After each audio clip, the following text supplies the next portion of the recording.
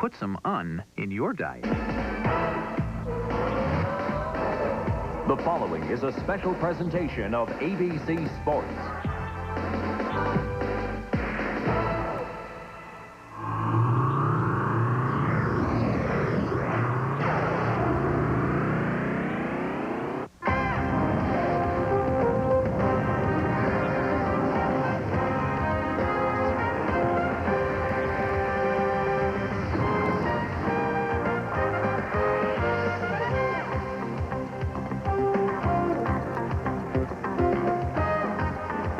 Welcome, everyone, to sunny, warm Orlando, the jewel of Central Florida.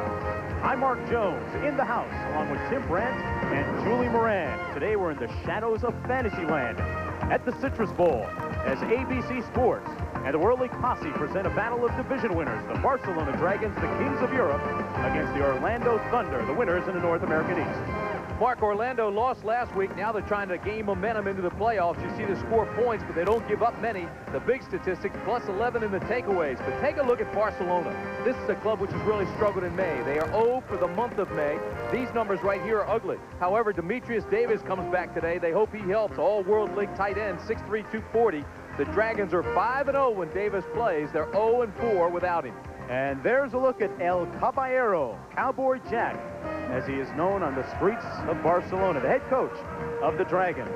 On the other sideline, Galen Hall in his first year as coach of the Orlando Thunder. Last year, he was the offensive coordinator. He is 7-2 in his premier season as the head man.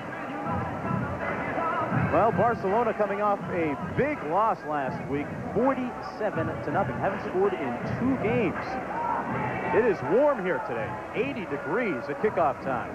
The Dragons, the European champions. Orlando, the North American East champions. Tracy Bennett will kick it off for the Thunder, and back deep, it's Dempsey Norman for the Dragons.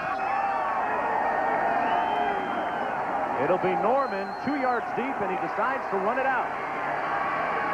He finds a bit of a seam and is up over the 25 and out to the 28-yard line. The tackle made by Wayne Dixon out of Oklahoma. Well, the story of Barcelona's season is summed up by Scott Ernie's success, or lack thereof. 5 touchdowns and 10 interceptions. He struggled. Thomas Woods is his favorite target. He is the 3rd leading receiver in the World League. And up front, Harris, Weesey, Sign, Glenn, and Brad Henke. The offensive line has struggled, giving up 35 sacks. Barcelona comes into this game, Mark, wanting to establish a running game and maybe some play action, but they want to run tight and stay tight. It's been something they haven't been able to do so far this year, and they run it on first down. That's Paul Palmer. And Palmer is stacked up for little or no gain right at about the 27-yard line. The tackle made by Robert Presbury, number 72. And Carl Dunbar is on the other end. Dunbar leads the team with 52 tackles. The linebackers, a pretty good crew. Rick Andrews is the guy that gets them straightened out up there. He calls all the signals.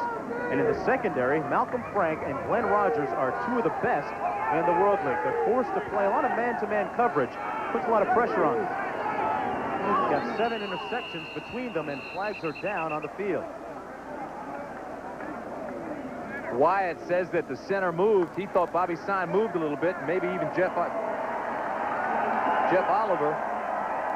And you're right, Tim, it is against Barcelona. Still 2nd down. So they'll march it back 5 yards. The ball is spotted on 22 right now. As I mentioned, just a gorgeous day here in Orlando. 80 degrees at kickoff. Pretty good crowd on hand, too. They sold over 20,000 tickets for this ball game. 2nd and 14 for Ernie. He dumps it to his tight end at the 27-yard line. That's Franklin Thomas, the guy who's filling in for Demetrius Davis. The tackle made by Andrews again. So he gets back up near the original line of scrimmage, but that'll bring up 3rd down and long. Should mention that Bobby Sign, who normally starts at center, has been replaced by Jeff Oliver today.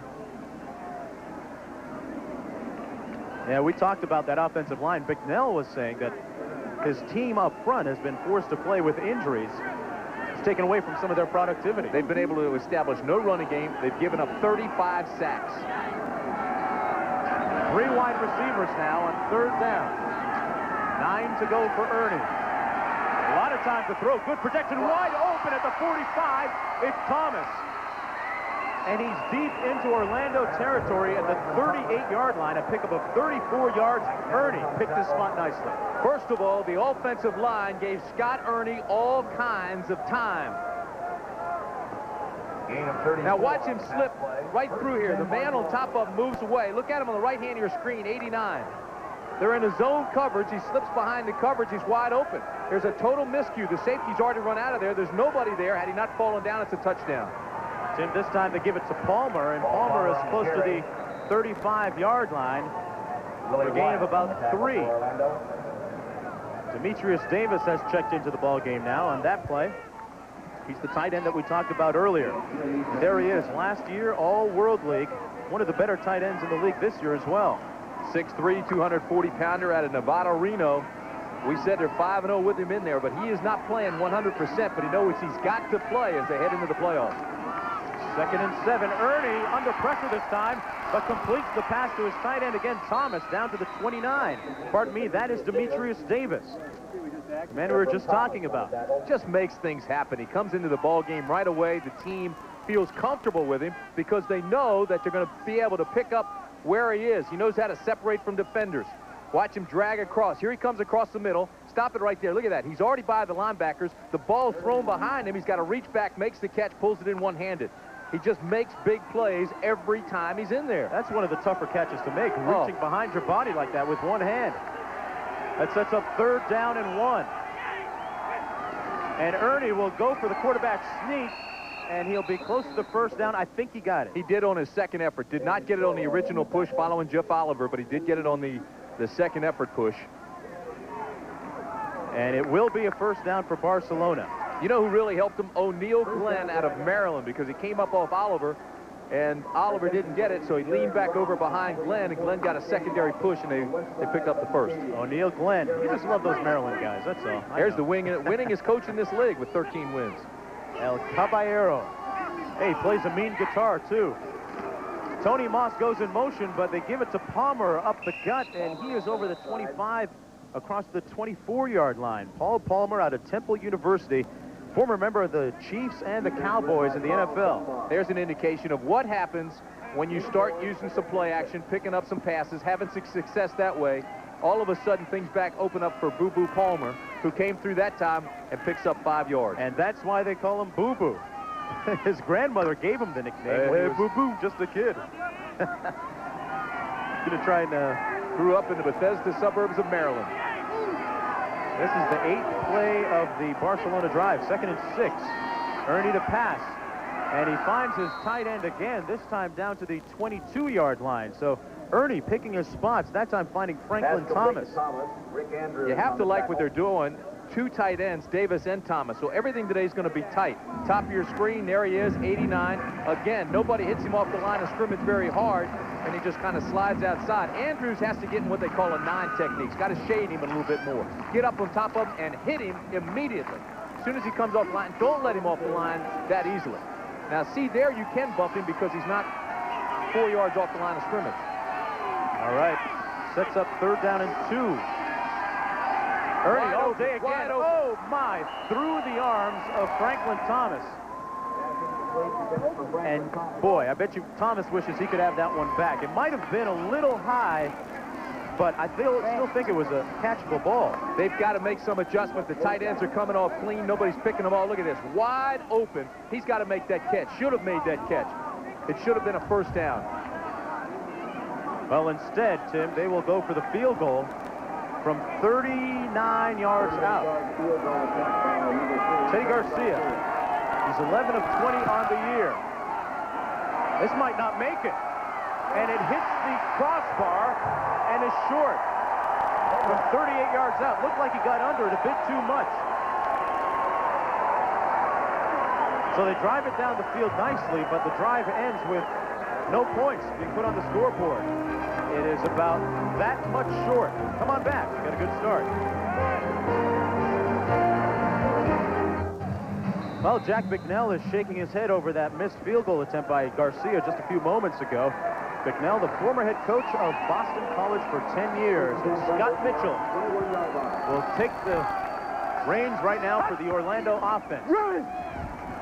And he hands it off to Daryl Platt for their first play, and Platt is out to the 22 before being stopped up there by Brad Quast.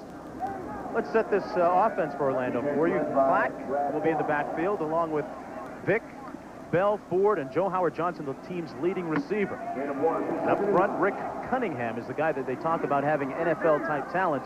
He wears number 64.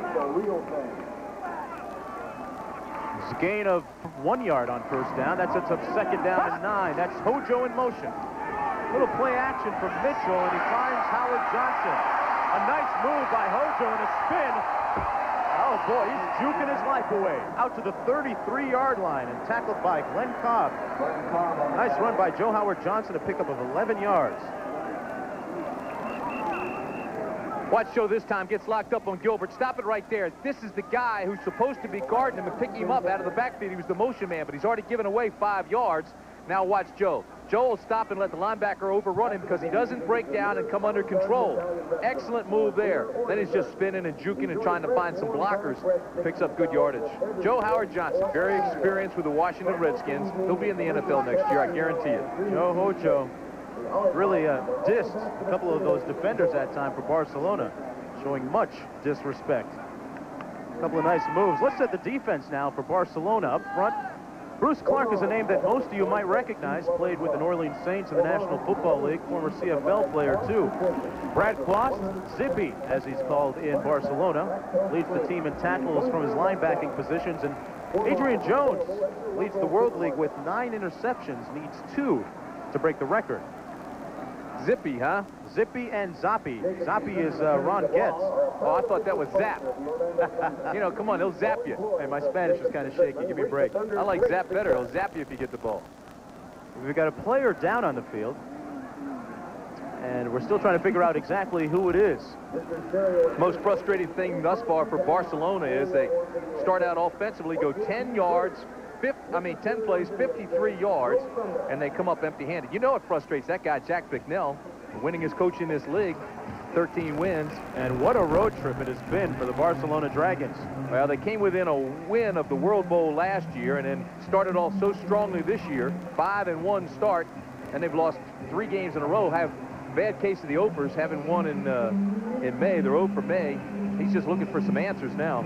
Yeah, you can't go into the playoffs in a lame duck position. They've got to get a win under their belts. Do a lot for their confidence. Well, coming up later today, 4 of the world's best women golfers will match nerves, wits, and shot-making skills. It's winner take all on each hole as Hall of Famers Nancy Lopez, Pat Bradley, defending champion Jan Stevenson, and U.S. Open winner Meg Mallon tee it up. Coverage of the JCPenney LPGA Skins game begins today on ABC Sports for all you golf lovers out there. Stick around. We'll be right back. First possession of the game for the Montreal Machine, and they move right down the field on the Knights. Michael Proctor looks to Andre Brown, 45 yards on the touchdown. The Machine leads the Knights. Look at Willie Davis, who was injured on that last play. Now, with Willie Davis gone at wide receiver, Stacy Simmons has been hurt. I wonder if they'll bring back their wide receiver coach, Wes Chandler, and activate him soon. Get a few interesting things to say before the ball game as Joe Howard Johnson catches the pass out to the 44-yard line. Now, let me follow up on that just for a second, because it's not out of the realm of possibility. Orlando already activated one of their former coaches, a long snapper, George Christ, will be long snapping today. Wouldn't it be something to see Wes Chandler come out, the wide receivers coach, and start playing? Anything goes. Wes Chandler told me before the game that he wanted to get his receivers back to the basics. This time they run the ball. Daryl Platt is out to the 48-yard line, but there's a flag down in the play. Yeah, they're going to bring this back. I believe that's holding on the Orlando offensive line. Oh, no, it's going to be against the defense. Encroachment.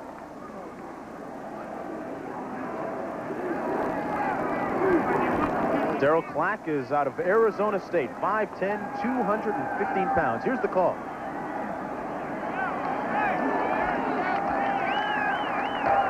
Offside, number 50 on the defense, lining up in the neutral zone. 5 yards, still first down. Our referee is Stan Kemp today. You got to like those shorts. Look at those wheels he's got. Nice set of pins. Lining up in the neutral zone. You can see him cheating up there already. So that'll set up 1st and 5. He was almost in the backfield. Mitchell audibling at the line of scrimmage. Coming back to pass. Got a man open. That's the tight end, Michael Titley, down to the 41-yard line and a first down. A pickup of 11 yards by Titley. Mitchell looking pretty good that time on the throw. Two of the more successful teams here today, Barcelona and Orlando, and both teams coming out with a similar game plan, going to their tight ends often because the tight end is isolated on the linebackers and they feel they have the advantage. We're going to test the coverage abilities of those Barcelona linebackers. Here's Clack down to the 35, tackled by Quast. Well, as we look at the standings, Orlando has already wrapped up the North American East Division. New York, New Jersey, though, the hottest team in the World League right now. Although cannot make it to the playoffs because of the slow start they got. They've already been eliminated. There's Barcelona on top of the European. They're the champs. And, of course, Sacramento and San Antonio, big ball game coming up tonight. That's the toughest division in the World League this year. Who would ever think that Birmingham would be 6-2-1 and still fighting for a playoff spot? Here's Mitchell, play action, wide open, Joe Howard Johnson.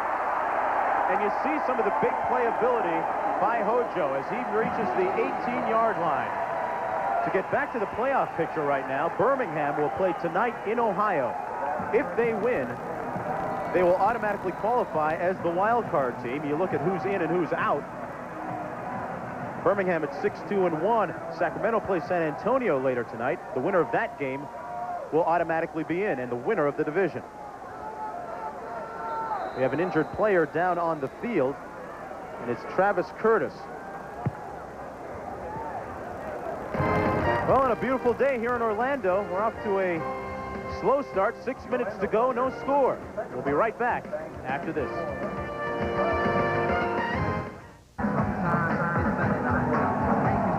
We're back, and it's time for a haircut in Orlando. The guy's just green with envy. He wants to be in your place. Fluorescent. Darryl Clack on first down and 10.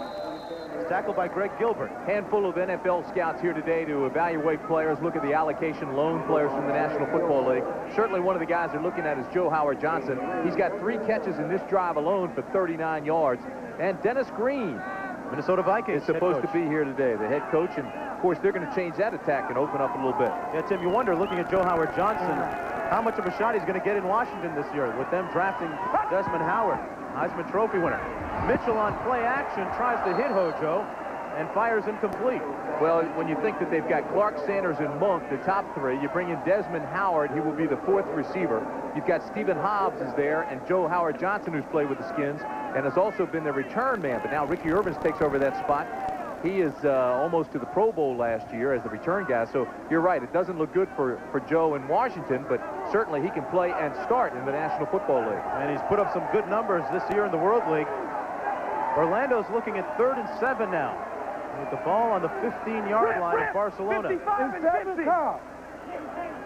Okay. You'll see those Orlando players looking down at their wristbands where they have all the plays written. Mitchell finds the hot receiver on the blitz, but there's a flag down on the play at the 15. Chris Ford made the catch. He read the blitz. He saw where he was outnumbered. He yelled. You could hear him saying, right there, right there. He knew that guy was coming, wanted to throw where he was, but it was that man who jumped all sides. And again, it was the linebacker, Gilbert. So, Tim, a heady play that time by Scott Mitchell. 6'6", 236 out of Utah. Really big, very strong. This guy born to be a quarterback. Right now, let's go to Roger Twybo for an update on our other game at the Meadowlands. Roger. First possession of the game for the Knights against the Machine, and Reggie Slack at quarterback will take the option right, break a tackle, 7 yards out for the TD, and we're tied.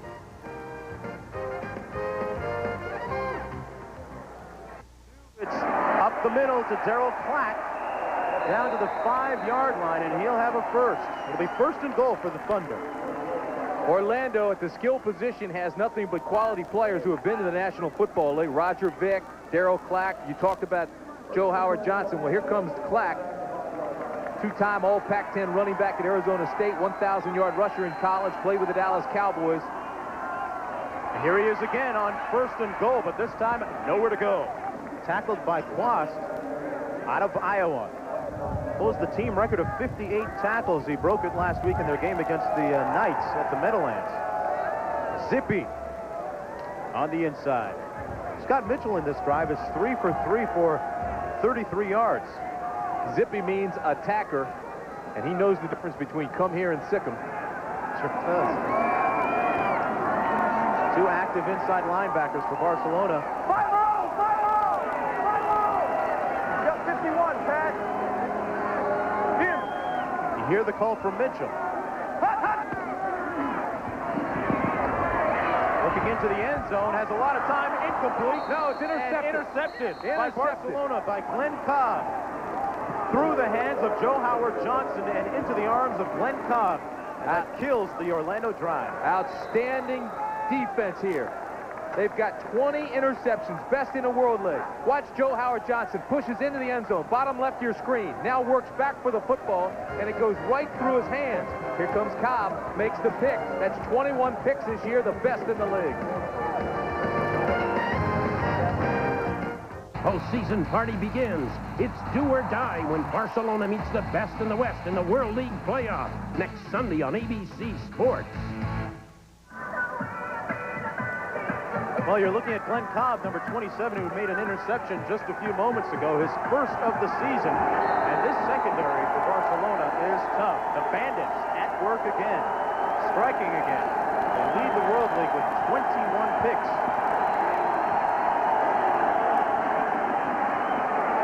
Palmer out to the 6-yard line, tackled by Dan Cilio. That group down there in the end zone, affectionately known as the Zonies, here at the Citrus Bowl, giving quarterback Scott Ernie a hard time. Making a little bit of noise down there.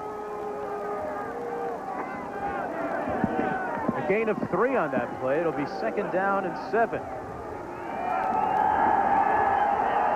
Scott Ernie, 6'1", 190 out of Rutgers University.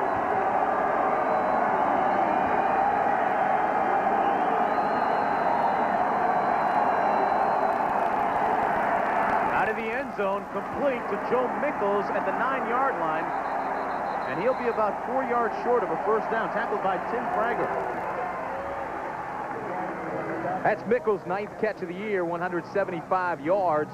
He averages 3 yards a carry when he runs the ball, but here's a guy that has not scored a touchdown this year. 225-pounder out of Ole Miss. And he checks out of the ball game now.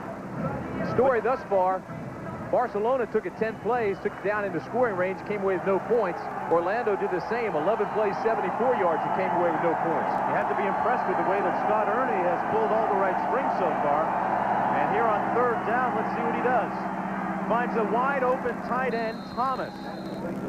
Franklin Thomas has the first down at the 18-yard line. And they're getting a lot of time to throw so far today. Still going to the tight ends, trying to lock him onto the linebackers. Both tight ends are big.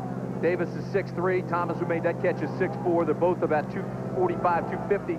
But here's the thing about Thomas. He's making the catch, but he's falling down on every single one. Plus, he missed a pass down here that could have put him in scoring range. There was nobody near him. Might have been 6 had he held on.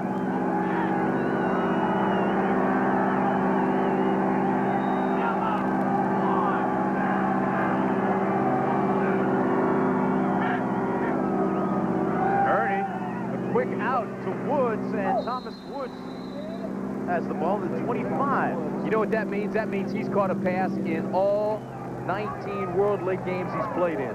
Coming into the ball game, Woods only needed 5 yards to break the Barcelona club record for most yards receiving in a season. That record was held by Gene Taylor. Well, he's got 48 catches now for well over 500 yards. But to me, the most important thing is he's contributed in every game, made a catch in every single game. And with that pickup of 7, Woods does set the club record for receiving yardage. Here's Boo Palmer, and it's on the ground. It looks like Barcelona got it back. Paul Palmer has had a propensity for fumbling that football the last 3 games. Had a fumble last week that cost them against the Knights. Well, they were minus in the takeaway giveaway margin last week, and that's very rare that that happens to Barcelona because they are +8 for the year. But now, Palmer's struggling a little bit. And, Tim, this is an all-too-familiar picture for Paul Palmer. He's been injury-prone over the last couple of years. Really had problems with his hamstrings. Here's the handoff is good. He tries to push up, can't find anywhere to go. You see how he got his leg caught underneath of him. That's pretty much why he fumbled the ball. And then Weesey gets it back. But, again, Palmer's still down, and we'll check on that when we come back.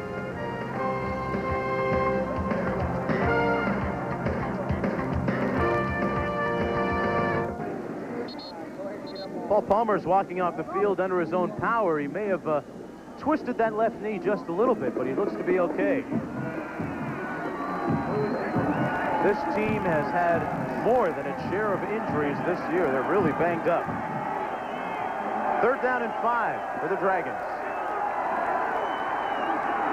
Ernie, a lot of time, gets it away, incomplete for Thomas again. Would have been a first down had he held on. We talked about those injuries, and Jack Bicknell has really had to juggle his lineup because of it. Boy, they've had him. Anthony Green, the cornerback, dislocated his knee. He's gone for the year. Eric Naposki's been hurt. White is hurt. Scott Ernie's playing with a bad foot. Paul Palmer's had hamstring problems, and now Palmer got shaken up on that last play. So you talk about pain pals, the Dragons have them. Keith English now into punt. He's averaging 38.5 yards per punt and leads the World League with 51 of them. Gets off a high kick that comes down to Hojo, who calls for the fair catch at the 46-yard lines. Got 7 seconds left in the first quarter. Just want to make a correction from an earlier statement that I made. The Birmingham, Ohio game, instead of being played tonight, will be played Sunday afternoon at 4 p.m. The Sacramento-San Antonio game, which also has a big effect on that playoff race, will be played 8 o'clock this evening. That's Birmingham at Ohio in Columbus, 4 o'clock Sunday. Birmingham 6-2-1, Ohio 1-8. Of course, as you mentioned, it wild card berth on the line tomorrow afternoon.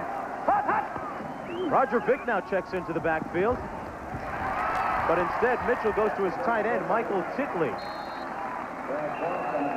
And that will be the last play of the first quarter, in which both teams moved the ball well but failed to score any points. We'll return with more World League action after this word from our ABC station. Well, get out the suntan lotion, the shades, and the Walkman. Come on down and watch this football game. 2nd and 2 to go. Thought I was looking through Venetian blinds. That was the fan down there. The biggest fan of them all. It's got to be about 90 on the field. Roger Vick now busting one across the 45 down to the 40-yard line. Roger Vick out of Texas A&M University, a former first-round pick of the New York Jets. A big load. Watch Vick, but watch Glenn Cobb come in and make this tackle. Now, here's Vick. You mentioned a big load. He's 6'2", 240. You're right, out of Texas A&M. He's been around, too, playing with the Jets. But look at the hit by Cobb, 27. I mean, put his eyes in his forehead, made those fillings rattle in there. Bowman, slobber knocker. Woo, Bowman them out. You've got to like that. Tuck the tail, sky the eyes, and drive, and put him on his back. Little pancake action. Glenn Cobb. That's a great-looking hit. Comeback World League continues.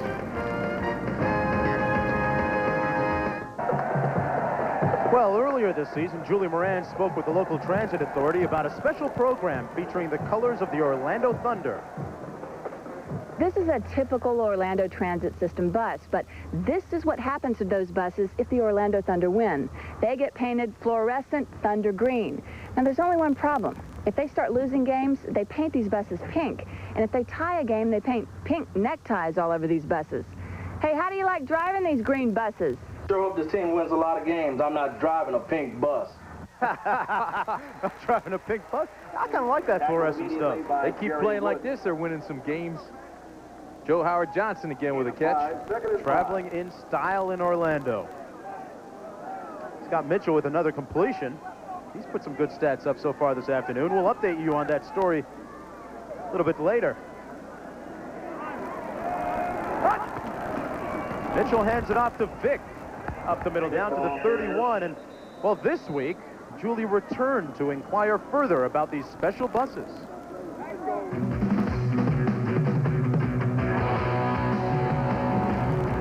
Well, Todd, our bus driver, should be very pleased. Orlando has won 7 games, and therefore we have 7 of these beautiful fluorescent green buses.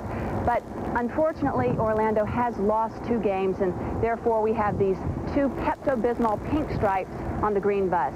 And Todd says that if he's assigned to this bus, he quits. And I can understand why. Keep your job. Keep your job. Don't quit. It's good. Great. You know, you can watch with pink. What's wrong with pink? I love it that we're sitting at the intersection yesterday, Tim, and you can watch their whole season go by watching the buses. MT Orlando, Orlando Thunder's official printing company. The bus driver There he is. Looks happy. Don't knock Pink. I had a pink shirt on yesterday. No wonder Julie wouldn't have lunch with me. Yeah, I've been meaning to speak to you about your wardrobe. Incomplete down to the 20-yard line, intended for Michael Titley. That's incomplete, intended for Titley. Brad Quast. Brad Quast was right there to make the play. Looking back on the first quarter, I guess the important statistic that jumps out at you is that one turnover by Orlando. That was the interception down at the goal line. Well, that's the one that jumps out as far as both those teams are concerned on Orlando's drive, and then on Barcelona's first drive, the one that jumps out is the 0 for 1 on the field goal, missing what appeared to be a chip shot, came up fat, hit the crossbar. It's only from 38 yards out. I think Garcia is only about 50% on the season. There's Mitchell out of the shotgun. Hits his receiver down to the 15-yard line. That was the tight end. Pass complete to Michael Titley. Michael Titley. Well, tomorrow on ABC Sports, we're proud to present live flag-to-flag coverage of the greatest spectacle in racing. Pole sitter Roberto Guerrero leads the IndyCar Racing's fastest field ever in the 76 Indy 500. Join us tomorrow live at 11 a.m. Eastern and 8 a.m. Pacific here on ABC Sports. A lot of terrific stories in there. Of course, Rick Mears is going to run following that accident he's had. Lynn St. James, another one, and Roberto Guerrero. You know, Katie will be following that around closely as he has the pole. Right there in the pits, and here's Roger Fick. He turns on some speed down to the 3-yard line before being tackled by Charles Fryer, but what a hole up front, Tim. You know, when you look at the top 13 linemen in the World League, 5 of them belong here. All 5 of them across the front. Look at this hole they open up. Stop it right there. Look at this right here. This is his running lane. He gets up in there, almost scores, but Fryer comes over and grabs his leg, just trips him up right there, down inside the 5. Darrell Clack now is the lone back. First down. Mitchell calling the play. Going for the fade pattern, and it's complete. Touchdown to Joe Howard Johnson.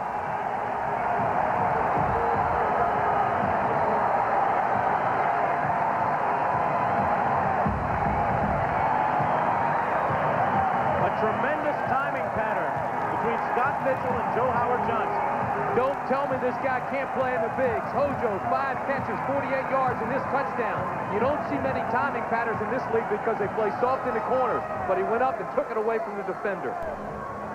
Tim, he beat Adrian Jones on that one, too, which is no easy feat. Tracy Bennett adds the extra point, and Orlando strikes first in this ballgame. Adrian Jones leads in interceptions, but watch Hojo go up and take it away. Joe Howard Johnson, 5 catches already and a touchdown.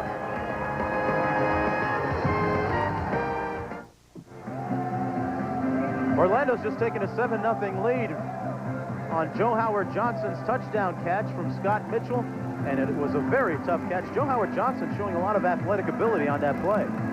If you're Barcelona and Jack Bicknell right now, you've really got to be concerned because they haven't stopped Orlando yet. The only time they stopped them was at the 1, and they didn't do it. The ball went through Joe Howard Johnson's hands, which allowed the pickoff by Cobb.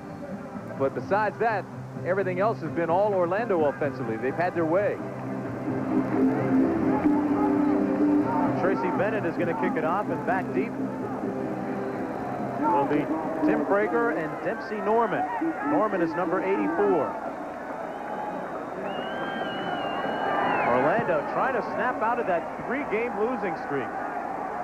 Norman, 1 yard deep. Tries to cut it outside, then comes back up and ends up at the 24-yard line. Norman, one of the faster members of the team. He has 4.4 speed. Right now, let's go downstairs to Julie, who's got a new member of the Orlando Thunder. Julie? Well, the Orlando Thunder have given up 24 points on bad snaps, so Galen Hall decided to take some action. He activated Jeep Chris. And Jeep, how did this all come about? He gave me a call on Wednesday, and I was here on Thursday, and I wanted to help Galen out, so I did it. They printed up this number awfully quickly. It's BK Williams' old number, so most Thunder fans probably see me as BK, but it's good to be back in a uniform, and hopefully we can score a few more points. How long has it been since you snapped the ball in a game? Well, I was snapping last week with the Bears, but I didn't have the pads on. But with the pads on, it's been 1984, so it's been a while. All right, thanks, Julie. Thanks a lot, Julie. The pass is complete to Demetrius Davis. for a gain of about 5 yards, but we watched him before the game, and he seemed to be snapping it all right. Sure, he holds clinics on snapping and everything else, and of course he was the long snapper coach here last year with the Thunder, as he mentioned. Also with the Bears, you know, it's not that he's activated, but he is a researcher for them and a part-time coach, so he was working in that capacity with the Bears. But that's, I wasn't being facetious. They bring back Jeep as a coach. Wes Chandler could be next. You see Wes warming up on the sidelines. 2nd and 3. Ernie, lots of time to throw again. Tries to hit his tight end again. That was Thomas, but it slipped through his hands. That is the 3rd catchable ball that Thomas has let go. 2 could have been first downs. This one could have also been a first down. I'm Scott Ernie. I'm starting to go away from him and go back to Demetrius Davis. He hadn't missed one yet, including the one that was way behind him that he pulled in one-handed. Yeah, it makes you wonder if Davis is healthy enough to play or how much he can play right now. Thomas is coming out of the game. Woods came back in. That's right. Bicknell's going to have a little talk with him. Barcelona with 3 wideouts now. Ernie rolls out. And he throws behind his intended receiver, Thomas Woods. He wasn't even close on that one, so it's 3 and out for Barcelona this time. No, and Woods was open. That's what I can't understand. Woods is open. Ernie just has a tough time throwing on the run. Watch this. He doesn't know whether to take it around the corner himself, tuck it away and run right here, or throw the ball. There's Woods wide open, and just, that's terrible. That is terrible. And look at his reaction. He knew it. He better know it. He's the one that threw it. Ernie missed the game 2 weeks ago because of a foot injury, but so far he looks all right. A high punt that time. It'll land back at the 28-yard line by Criswell. Joe Howard Johnson returns it out to the 34. So Orlando will get another chance at it. They lead 7-0. And we got a player down on the field. Stick around. Barcelona's coach Jack McNeil trying to figure out what to do about his team's injury situation. The MASH list continues to grow. You can add Travis Curtis's name to the list, as he is done for the game with a contusion to the left knee. And with a 36-man roster, it becomes difficult to fill those positions. Mitchell on first down throws it low, intended for Hojo. And Mitchell was hit hard after the play by Steve Albert. He is a big, strong guy. 8 of 12, 74 yards, a touchdown, and 1 pick so far this afternoon. He was 23 of 39 last week in the come-from-behind game against Birmingham. Brought him back, came up a point short when they went for 2 to win it. He hands it off this time to Clack, who's out to the 37-yard line. You know, you talk about Scott Mitchell, what an interesting study he is. 6'6", 236-pounder out of Utah. He plays behind Marino, which means he doesn't play much. Well, no, but they look at him as being a talent and a great backup guy. He threw for almost 9,000 yards in college, 69 touchdowns, and left early. Never did play his senior year. Keep in mind, Danny's got some bad knees. No telling how long he'll be around. On 3rd and 7, there's a fumble, and Barcelona says they have it. And the officials agree. There was a miscue on the snap, and Barcelona has the ball in great field position. Mike Ruth recovered it. Lasso's the center. Mitchell underneath. Still calling his audibles, and the ball comes. Whoa, baby. Calling the audibles a little bit higher that time, but the ball's still on the ground. Mitchell didn't even realize the play's alive, and Ruth makes the recovery. Mike Ruth out of Boston College. You got to wonder why Mitchell didn't try and get the ball just in case. Talking it over with Galen Hall right now. Well, when he started calling that audible in soprano, they should have known something was wrong and turned around and... It's a good thing that football's not a medicine ball. Ernie on first down going into the end zone. No flag and incomplete. It was intended for number 84, Dempsey Norman. This is the league of no contact. Receivers aren't supposed to meet up with defensive backs. You're supposed to be no contact. Both guys looking back for the ball. That makes it legal, and they get tied up in the end zone. Still, the ball was overthrown. I don't think it was catchable. Kind of like that call, though, on first down, going for it right away. Barcelona coming out with 3 wideouts now. Joe Mickles is the lone back. Palmer was shaken up earlier. And Nichols takes the handoff, spins off of one tackler, and makes it down to the 33-yard line before being tackled by Presbury and Todd Crum. Nichols playing for the injured Paul Palmer. He went down a little bit earlier. But you've got to start looking on third down and find out where Davis is, Demetrius Davis. They've had a lot of success going to the tight end so far. And had Thomas caught a couple of balls, they might have had some points. All right, here it is, a big third down again. They take Thomas out, they bring Woods in. So keep an eye on, they'll flex Demetrius Davis now at the top of your screen. He becomes the second receiver in. I'd lock on him right now. He's got that knee brace on. We'll see how he moves. Ernie looks to him right away, and he could score. Double D, Demetrius Davis takes it in the house, and it's 7-6. A 33-yard score by the Dragons. You're playing defense. How can you not lock on him? How can you not know their tendencies and get on him right away? Instead, they put him on a safety, and he makes the catch and spins on him for the touchdown. And you were looking at some Dragon fans that made the trip all the way across the big pond to see their team. You've got to take him off the line of scrimmage. Stop it right there. Here comes your safety, comes up, Crum. Crum already misses him, spins off, and then it's just clear sailing from there. But there's nobody hitting him off the line of scrimmage. They put him on a little safety. You get him the ball, he's going to score. Demetrius Davis seemed to be moving all right after he caught that ball. Garcia, who missed a field goal earlier, makes the extra point to knot this game up at 7 apiece. Hey, we're playing some World League football. It's pretty good. Stick around. You're looking at a very happy Demetrius Davis, and they're 5-0 with him in the lineup. Barcelona is. Without him, they have not won. They are 0-4, but shows you what kind of effect he has on this team on a big 3rd and 10 just a few moments ago, scoring a touchdown. That's his 25th catch of the year, only his 2nd touchdown, but you're right, he is their big play guy. More times than not, he'll get you the first down, and in this case, got you the touchdown. Now, Tim, as a quarterback, you got to love going to a big target like a tight end. Garcia kicking it off, back deep. Joe Howard Johnson and Grant Dispel. And Hojo down by Joe Howard Johnson. Will take the touchback, and they'll start at the 20. The thing I can't figure out is how can you not locate this guy? This is Demetrius. They don't have anybody on him. You give him this whole area right in here to make the catch, and the safety's on him, Crum. Now he goes down. Ernie locks on him right away. He knows where he's going. Crum comes up and tries to hit him high because of his size. He's 6'3", 240, while Crum's only 195, and he just throws him off like a leaf. And Crum has 4 interceptions. He was trying for number 5 there, gambling a little bit, it seemed. But instead, he gives up 6 points the other way. Orlando has had 3 possessions. They've had 1 fumble, which ended up costing them that touchdown, 1 interception, and 1 touchdown.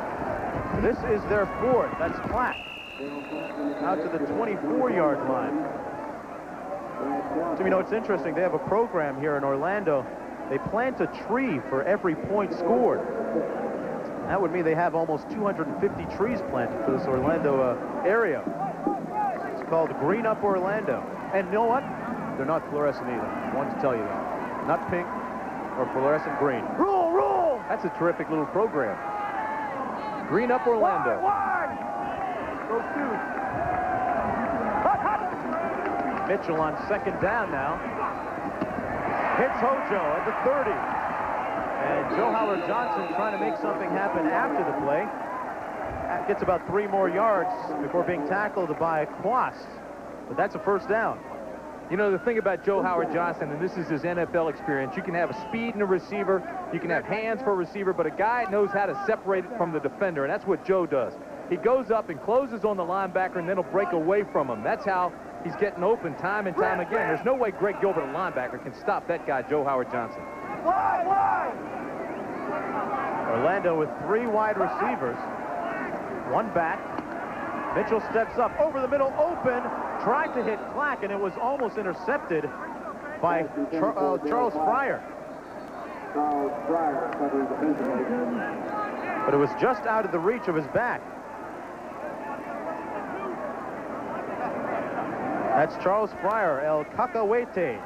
It means peanut in Spanish, one of the more popular players in Barcelona. It's a cousin of Irving Fryer, player with the New England Patriots. 2nd down and 10.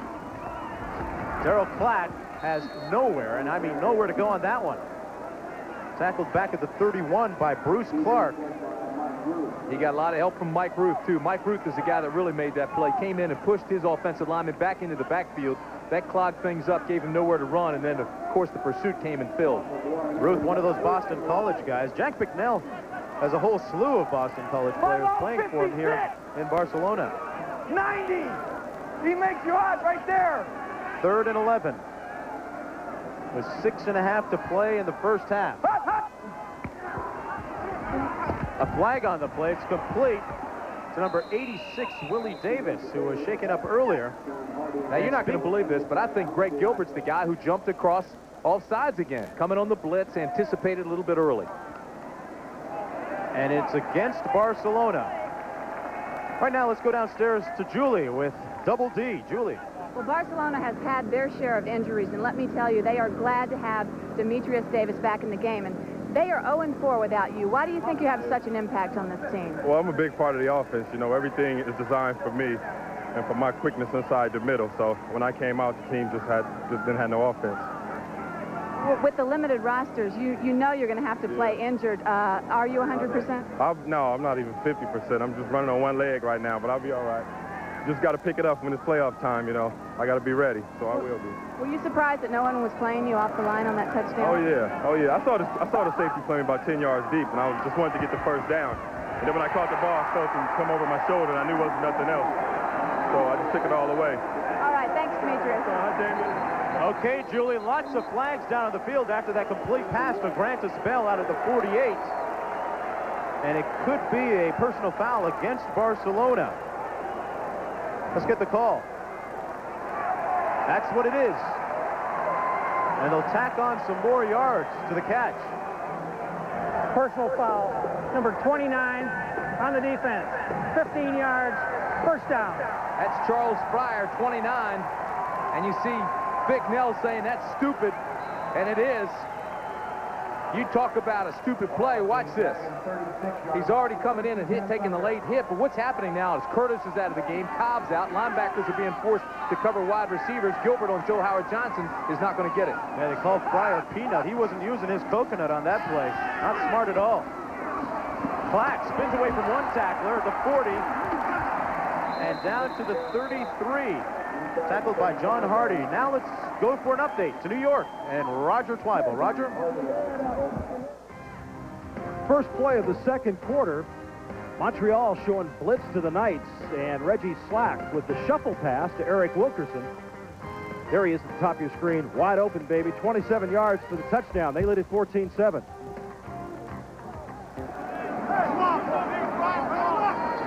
So the Knights starting to pile some more points on the board. That run and shoot, very potent in the last 6 weeks. Slack now down to the 32-yard line, tackled by Ron Getz. Well, we're here in Orlando. Mark Jones, Tim Brandt, and Julie Moran. 4:42 remaining in the first half of play, and we're deadlocked at 7 apiece. Both teams have moved the ball very well. Orlando had one picked off earlier, or else they would have the lead right now. A big interception down at the goal line. A pretty good crowd here. Barcelona trying to snap a 3-game losing streak. And Orlando is also coming off a loss last week in Birmingham. Rip, those two. Wide. 3rd down and 6 for Scott Mitchell. And he's got a man open at the 25. Hojo can't hang on to it. And that was a catchable ball. You won't see that happen often. No, Joe should have caught that one. You could hear him yell, Liz, Liz, Liz. He felt the double pressure on the left side, so he goes back right to Joe Howard. And Joe had the ball and should have made the catch because Scott Mitchell put it there for him. Well, now we will get our first look at George Christ, the long snapper. A field goal coming from Tracy Bennett from 50 yards out on this attempt. Take a close look at the snap. The new deep snapper. It gets there. The placement is good, but it might not have enough leg. And it's short. So Tracy Bennett is now 11 of 14 on the season, but still the World League's top place kicker. Deadlocked at 7. Come on back.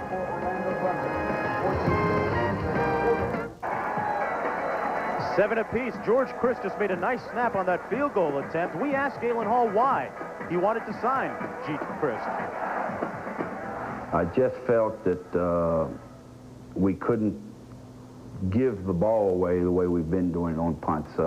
I think we've given away at least 21, 24 points in kicking situations. And I felt our defense is good enough if we don't give anything away, that we can bend but not break. Let's not give a cheap one, and we've given about 24 points away cheaply in our kicking game.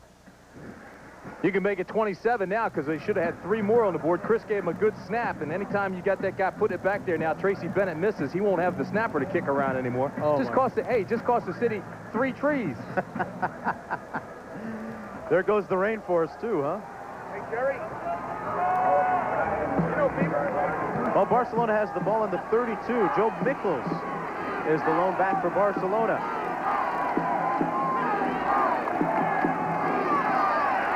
Mickles hits a couple out to the 34.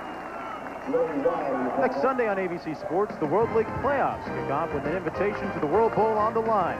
The European champion Barcelona Dragons will take on the North American West Division winner, either the San Antonio Riders and their tough defense or the dangerous passing attack of the Sacramento Surge. And there's a look at the playoff picture. Barcelona and Orlando in, and a lot happening tonight and tomorrow in the North American West Division. Again, Birmingham plays in Ohio tomorrow, and if they win, they are the wild card team. They will play here at Orlando, and the winner of the Sacramento-San Antonio game will win the division. The loser will be out. Davis again got locked on the linebacker, Crum, and there's no way Crum is going to stop him. Even if the guy's not 100%, Davis is still running well, and he gives you that big target, and he's got those great hands. Said he was only 50. He looked a lot more than 50. He's just trying to sandbag you a little bit. 3rd down and 2. The ball's at the 39. Ernie with enough time to the tight end. Hey, tight ends are wild. We're out to the 49-yard line. And it's Davis again, tackled by Rick Andrews. See, you have to understand football players. They're going to tell you that, hey, I'm only 50%, coach, but I can play. And then after they make 8 catches, what a hero you are. He's got 5 now for 61 yards and that touchdown. And especially on offense. It seems that injuries improve a lot when it's time to catch the ball. Yeah, but see, if you play badly, you've got a built-in excuse. I told you I was only 50%. Scott Ernie's team has the ball on the 49 with 2:15 remaining in the first half. Still tied at 7. And Ernie will call a timeout and talk this one over with head coach Jack Bicknell. He had to call that time to avoid getting the delay of game. He had taken too much time in the huddle. Plus, the way they came out, they were showing blitz, and it didn't look like they were in their right offensive scheme. Scott Ernie last year in this game threw for a team record 340 yards. Had a good day. Coming up on the Prudential Halftime Report, the world according to Cowboy Jack Bicknell, El Caballero. And Tim and I will take a look back at the good, the bad, and the ugly of our World League season, plus first half highlights. It's going to be a very interesting section, so you won't want to miss that.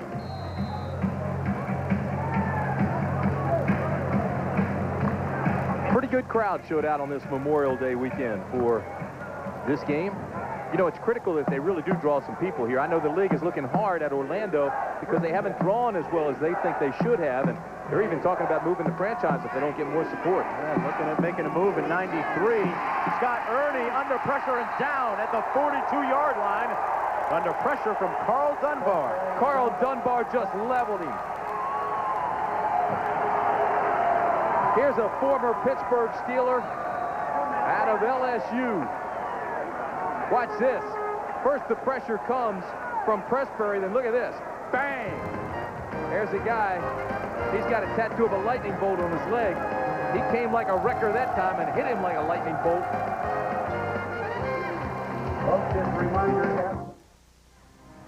Davis Smith set to return the punt against Montreal. And folks, for the 3rd time this year, watch this little man, 5'5", 149. He'll take it 60 yards for the touchdown. And the Knights lead the machine 21-7 at the Meadowlands. Let's go back to Mark Jones.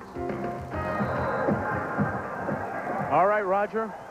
Back here it's 7 apiece. 2 minutes remaining in the first half of play. And Barcelona has the ball on the 41. They split their tight end out to the far side of the field. Ernie fires complete down to Dempsey Norman at the 45, and he picks up about 7 more after the catch. Dempsey Norman, the fastest player on the team with 4.4 speed, picks up 21 yards. But let's look at that Carl Dunbar sack one more time. And just the reaction. 38-yard line, 1st and 10, Barcelona. Think he's excited? Gain of 21 yards on that pass. You know, he works for the Drug Operations Strike Force as the battering ram. He's the first one in on drug raids. His father's an Army drill sergeant. He was a criminal justice major. Brought law and order to the field that time. And 2 Orlando defenders in the secondary. Frank and Nettles collide and almost had the interception. Boy, did they get cracked. Somebody better tell them they're wearing the same uniform. Frank is up, Nettles isn't. Watch this. Boom. Ephraim Thomas. And you talk about rattling the fillings in your teeth, that'll do it. That's a slobber knocker. Section 116, proud to support the Orlando Thunder. And we've got one of them still down. They had a good head of steam up when they collided. Trying to pump some wind back into him. He doesn't have his wind, knocked everything out of him. Watch this. Take a look. Here they come again. The ball's high. Here comes a collision. Boom. And Thomas took the worst of that. He's still down on the field at the 15-yard line. Ephraim Thomas and Malcolm Frank. Good secondary for Orlando. Tomorrow, ABC Sports is proud to present live flag-to-flag coverage of the greatest spectacle in racing. Pole sitter Roberto Guerrero leads IndyCar Racing's fastest field ever in the 76th Indy 500. Join us tomorrow live at 11 a.m. Eastern and 8 a.m. Pacific here on ABC Sports. It's breakfast at the Brickyard on the West Coast. Who do you like in that race? I got to take Danny Sullivan. I like those Louisville, Kentucky guys. I know starting in the pole is supposed to give you an advantage. Very rarely to see the pole sitter come in first, however. And nonetheless, I still like Roberto Guerrero. I like what he did in practice runs. I like the way he handles. I like his team a lot. And I like the support he gets from his wife, Katie. Gotta love that. Thomas still down. Those guys, they hit like 2 Chevys playing chicken in a James Dean movie. And now he's getting up.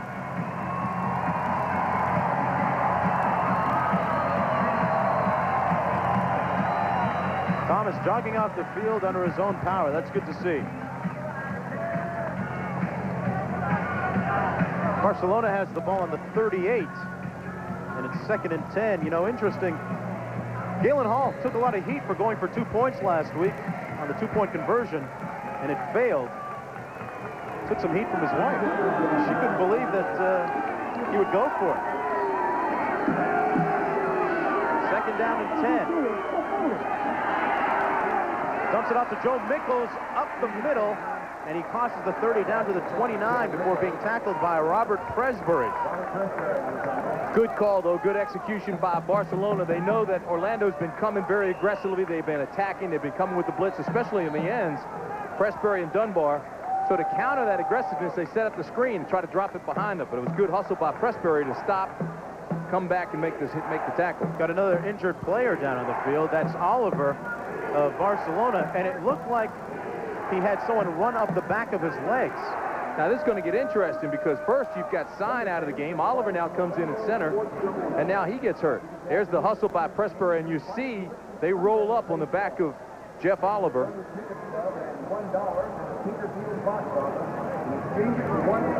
There's only a 36-man roster here in the World League, so like we said earlier, it's tough to fill those injured positions. Oftentimes, we have people doubling up, playing offense and defense. Bart, take another look at this. I don't know if you saw it, but both the ball carrier and Presbury, the tackler, get rolled up on Oliver. Now watch this. Here they come. All right, now, freeze this thing right. Let it go another couple of frames, and you'll see this right here is Oliver. Now stop it right there. Look, they've already rolled up on this leg, and then he gets caught underneath. The ball carrier comes over on top of him. Looks like they hyperextended that left leg. Oh, They've already hate to see that. They've already got Bobby Sine injured, but he is playing today, and so many of those Barcelona players are playing at less than 100%. It's been a problem for them all year long. Well, they're bringing out the vehicle for him, too. That's not a very good sign. And last week, they lost one of their cornerbacks in the game against the Knights. Had Paul Palmer go down earlier, but he will be back. You know, you don't know how to figure these things, and you don't want to jinx the ball club, but you had Jack McNeil coming into the stadium yesterday, and the first thing he told us was about all the injuries and about how it's been that kind of year that everybody just keeps getting hurt. He says, but everybody's finally getting healthy again. He says, we just want to stay healthy tomorrow for the playoffs. And ironically, we've seen a lot of his players go down, so I don't know if you just get on one of these rolls where everybody's injury prone or what happens, but you know, you've got a guy like Oliver out in front of a play, hustling, trying to make a block, trying to make the screen pass go, and he gets caught from behind. You know, usually, Tim, it's when you're tentative that injuries happen, but that time they're pretty aggressive. Oliver was pretty aggressive, but he still got injured. Let's listen to Jack McNeil's reaction on that injury. Hey! There's a guy with a bone out of his leg, and it cost us a timeout. He's got a bone sticking out. That sounds bad. He says he's got a compound fracture. He's got the bone sticking out. It must be exposed, similar to a Joe Theismann injury. One of the worst. What they'll try to do, I would assume, I'm not a doctor, but oftentimes when they've got a compound fracture, they'll try to put an air cast on it to immobilize it and put him on that vehicle and get him to a hospital. There's the cast. They had the similar scene last week, having one of their players carted off. But it has been a mash unit for this Barcelona team, especially over the last half of the season. It's a good thing that, Tim, they wrapped up their division earlier this year. But still, you don't want to go into the playoffs on a down note.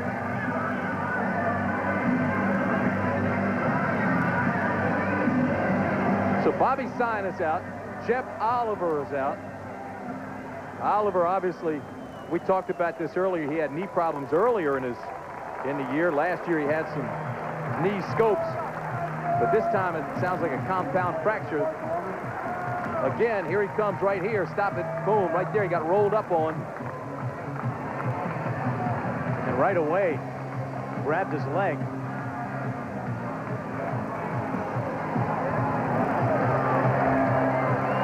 The word from their medical staff is that it is a fractured right tibia. Well, the tibia and fibia are not built, obviously, to bend like that. And when they got on him and the thing just bent back like that, it's got to give, and it did, obviously. It came through, compound fracture. So Oliver's out of the game. Not supposed to take all that weight on it. 3rd down and 2.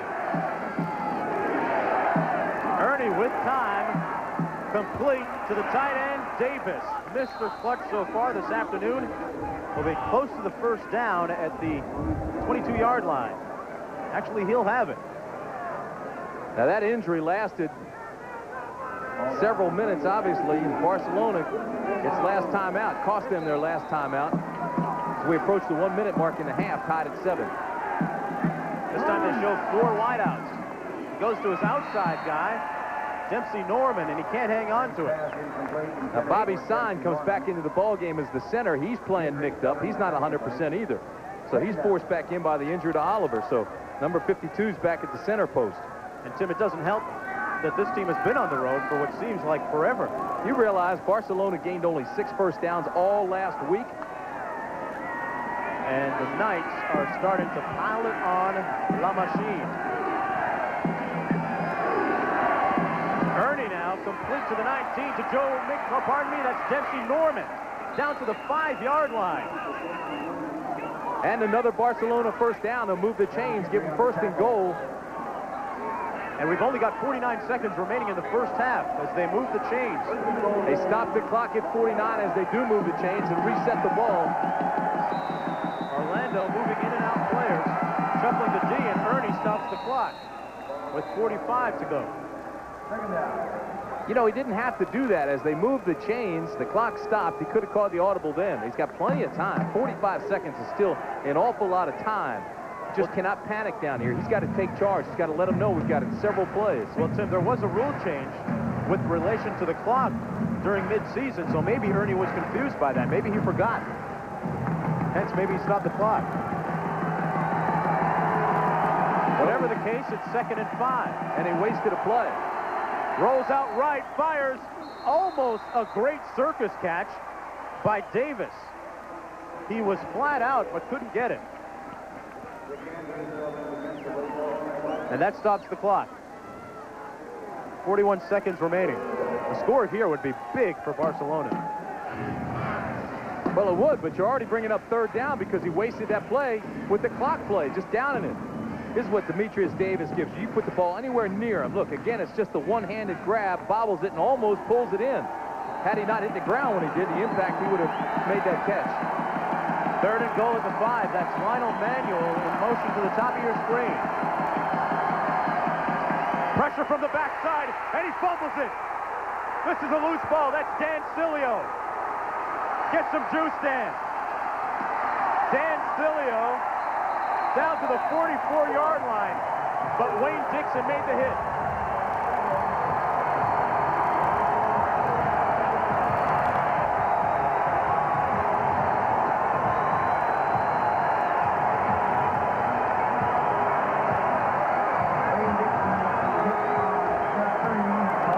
Watch big old number 71, Sileo out of Miami, just pushes by Weesey.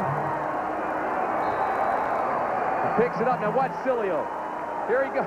What do I do? What do I do? Big Dan Sileo's 250 pounds, which is not that big, but he was running like he was 290. Hey, it's big when you got to run 100 yards. Complete this time to Chris Ford with 20 seconds remaining.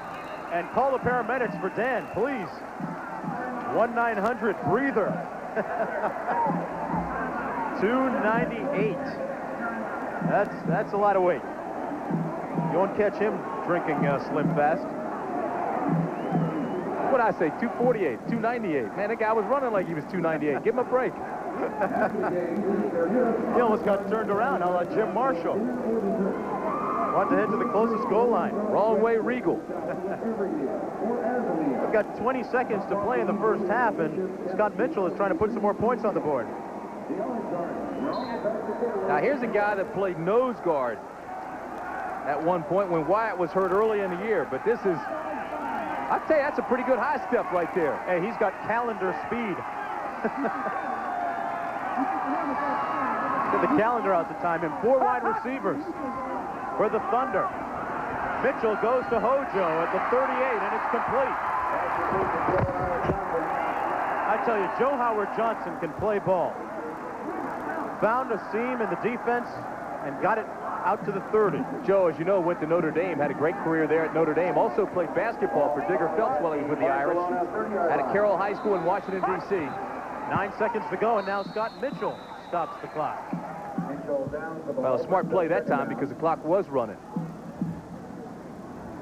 Unlike Ernie, who had the clock stopped already.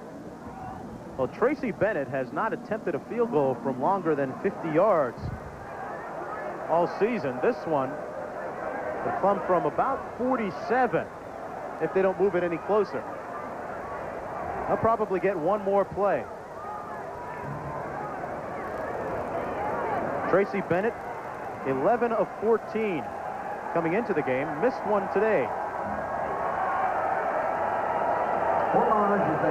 Ball is on the 30. See, this is 7 seconds left, so they obviously feel that they're not in the range of Bennett. They'll take one more. Mitchell for Hojo, and a nice defensive play by Eric Lindstrom, who got a hand in there. Now they've got to go with Bennett. They can't gamble like that again. 4 seconds left. They won't. It's an impossibility to get another playoff. Well, the official distance will be 48 yards. He is 2 for 2 from this distance.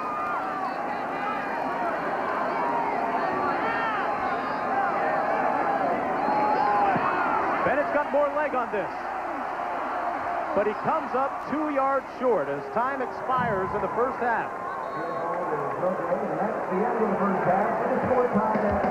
And that's the end of the first half of play. We're tied at 7. We'll return with halftime activities after this message from the World League and a word from our ABC stations.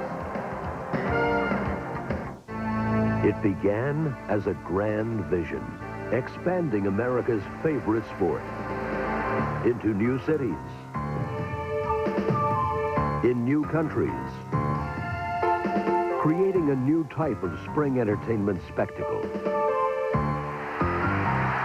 daring a new breed of player to greatness, showcasing an intensity of play fueled by passion for the game,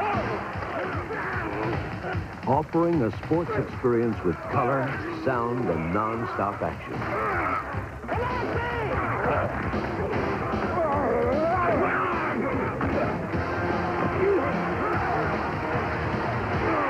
For new fans, proudly displaying their team colors and cheering their favorite stars.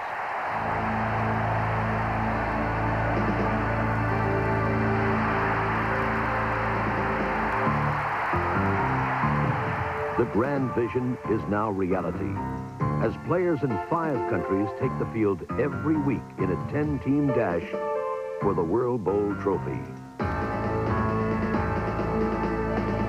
America's favorite sport has boldly moved forward, reaching out to more fans in more places than ever before. The World League, expanding the future of pro football. Julie Moran, tie on the scoreboard, and hey, dig these ties, huh? The Flower Children. You know it, the Bobbsey twins, right? Flower Children, that's us. Your impressions at halftime, Tim? Well, we've had the 3 missed field goals. The 2 teams obviously are evenly matched. It's been fun to watch the 2 receivers, Joe Howard Johnson with 7 catches, Demetrius Davis with 6. Both quarterbacks have had their good times and their bad times, and I think the injuries thus far for Barcelona have really been a key. Yeah, we've seen a lot of good, bad, and the ugly so far this year, both on and off the field. On the field, I mean, who can forget, well, the good, beginning with Scott Mitchell, who has been outstanding this year, and Joe Howard Johnson. And then there was the bad in San Marcos, Texas. Hale had us all running for cover.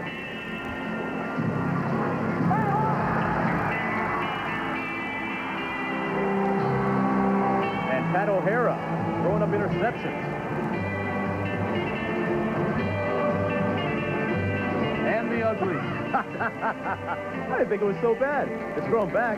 How'd we like it? I'm telling you, you could still use a little bit right off the top there, pal. They give you high and tight, but way outside. Been a great season. Come on back.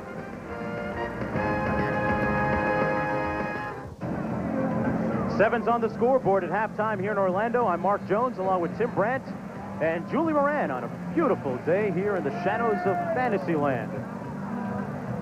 Head coach Galen Hall looking on as his team not putting up a lot of points in that first half, Tim. Shadows of Fantasyland, huh? Yeah, and maybe soon the home of the Shack. I was wondering why you were a little goofy today. Take a look at the numbers from the first half. Scott Ernie was 15 for 24, 177 yards and a touchdown. Mitchell just 13 of 21, a touchdown and an interception. You see the turnovers, both have had them. Orlando 2, 1 stopped the touchdown down there early. Time of possession really doesn't mean much here, but Hojo and Demetrius Davis have been the keys. 7 for Johnson and 6 catches for Davis. Yeah, Demetrius Davis, one of the big keys early in the first half and throughout the first half. Well, look at Scott Ernie here. They gambled. They went to Demetrius Davis. It was a layoff defense. Nobody on him, but the safety was playing soft. He just spins on him and scores. Big D, Demetrius Davis, 6'3", 240 with the touchdown and the slam. Thank you. Not bad for a guy that says he's only 50%. Last year, he was All-World League. And this year, had he not been injured, would have been All-World League as well. The kick goes into the end zone to Joe Howard Johnson, and he kneels and will take the touchback. We'll start off on the 20-yard line.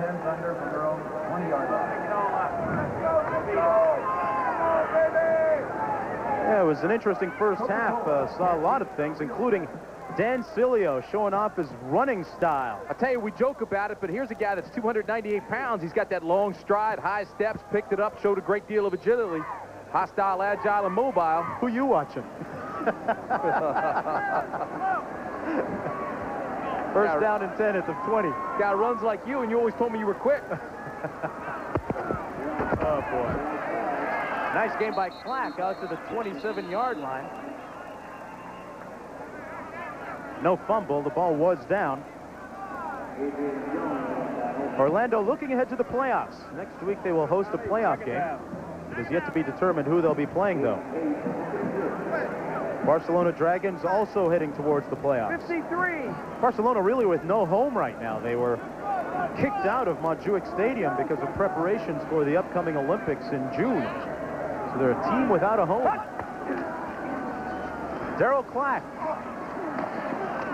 over the 30 out to the 33 and a first down. Mark, I'm sure these plays are designed this way, but it still looks a little bit funny to me the way Mitchell reaches to hand the ball to Clack and Vick. We noticed that last week. Yeah, it looks like he's overextending. Now, that may be the way Galen Hall just likes him to get it to him, but, I mean, it still almost looks like he's lunging and barely getting it there. Now, Scott Mitchell said that he wants to go to the World Bowl. Now, watch this, and watch how he almost has to step and then, whoa, barely get it out there. Of course, part of that is how big he is and how long his arms are. I mean, he's 6'6". And he can get away with that. Mitchell hands it off cleanly this time to Roger Vick, who's got some room on the outside. Vick is up to the 38-yard line before being tackled by Eric Lindstrom. Good makeup. Lindstrom got caught inside, lost containment. He was supposed to keep everything inside him, so once he lost that leverage, used some of that speed that he has at 6'2", 230, got out and pulled him down from behind. Roger Vick says he's looking to get back into the National Football League. Well, he gained over 1,000 yards with the Jets over 2 years. First-round pick of the Jets. Rip! Texas A&M has turned out their share of good runners. 55-51. Second down and 4. Underneath to Grantis Bell, who hangs on to it and is tackled at the 42. But I don't think he got enough for the first down. Nonetheless, it'll bring up third down and short. They can still get it, but the way he came across the middle, he still had enough area where he could have felt and known and located those posts, run his route a little bit deeper. He still had that much area where he would have been open and made the catch for the first. Yeah, Wes Chandler was saying before the game that Grantis Bell is one of those receivers that makes a lot happen after he catches the ball. Very elusive. It's 3rd and 1. And they'll have the first down on the carry by Clack. Out to the 45. Well, I don't know if you heard Greg Gilbert. He came up screaming they were grabbing his jersey at their holding. No flags down, though. And it'll be a first down for Orlando. Scott Mitchell checking his cheat sheet. Now, that has a list of 100 plays. And when they yell at 51, they look at it and they look for 51 and they find out what the play is. And because of television, they got to change things week to week.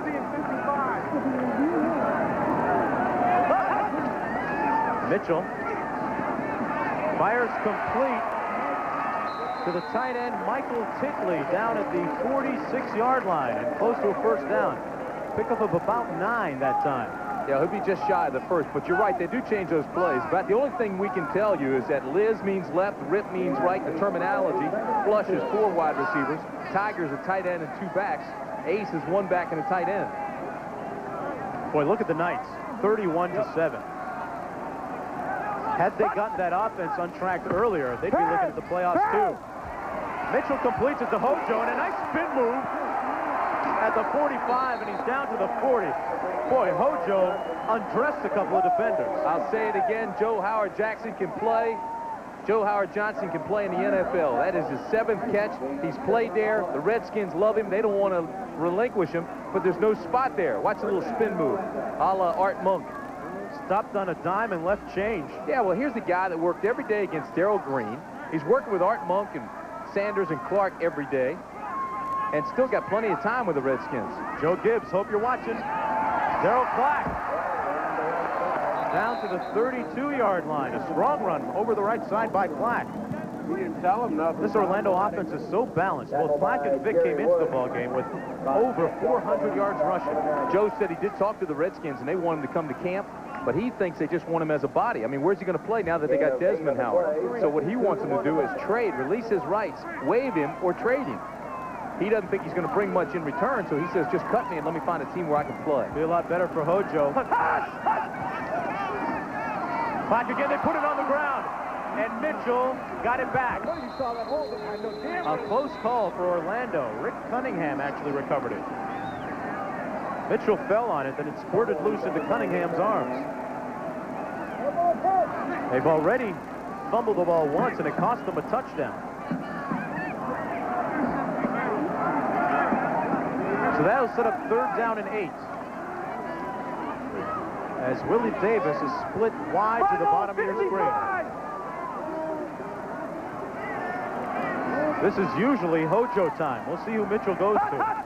Coming with the blitz off both corners, and he picks it up, and he finds Howard Johnson at the 28, and a flag after the whistle. Face mask on Howard. It'll be against Barcelona. They grabbed his mask as soon as he made the catch. Joe Howard Johnson, a little guy, but got a lot of strength. He's tightly packed and wound.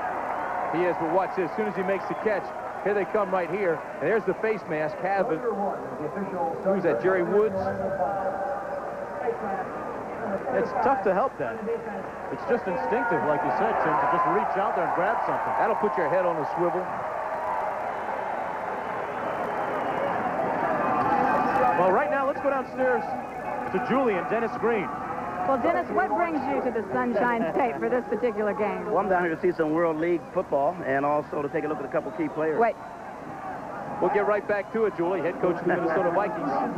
Orlando threatening here with the ball on the 14-yard line. We'll get back to Denny in a minute.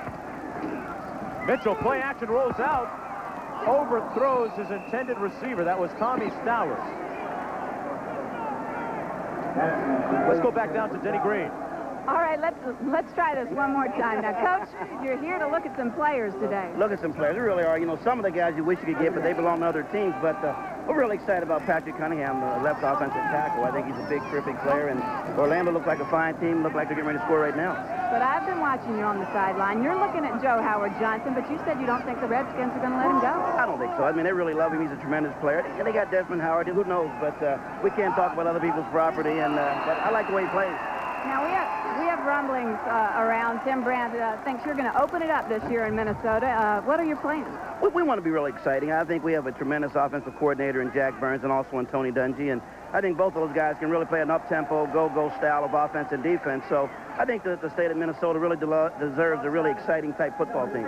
Well, where does Herschel Walker fit into that plan? Well, Herschel's not going to be with us the way it looks right now. I think there are still some trade possibilities, and we still have our options open up until June 1. All right, thanks for stopping by, Coach. Back up to you, Mark and Tim. Okay, Denny Green going to open it up. Well, not only that, but Jack Burns, his offensive coordinator, of course, was with the Redskins the last couple of years, knows Joe Howard inside and out, good friend of his. I wouldn't be surprised if they work out a deal to get Joe into Minnesota.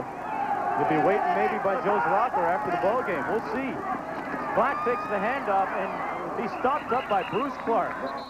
The NFL and CFL veteran with a big play with their backs to the goal line. Bruce Clark out of Penn State University. Drafted by the Packers, decided to play with Toronto of the Canadian Football League. He's played 11 years of football and says he still enjoys it. Roll! Those two! 3rd down and 8.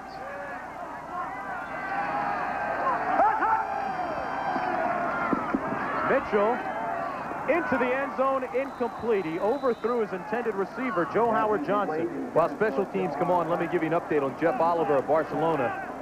He broke both his tibia and his fibia in his left leg.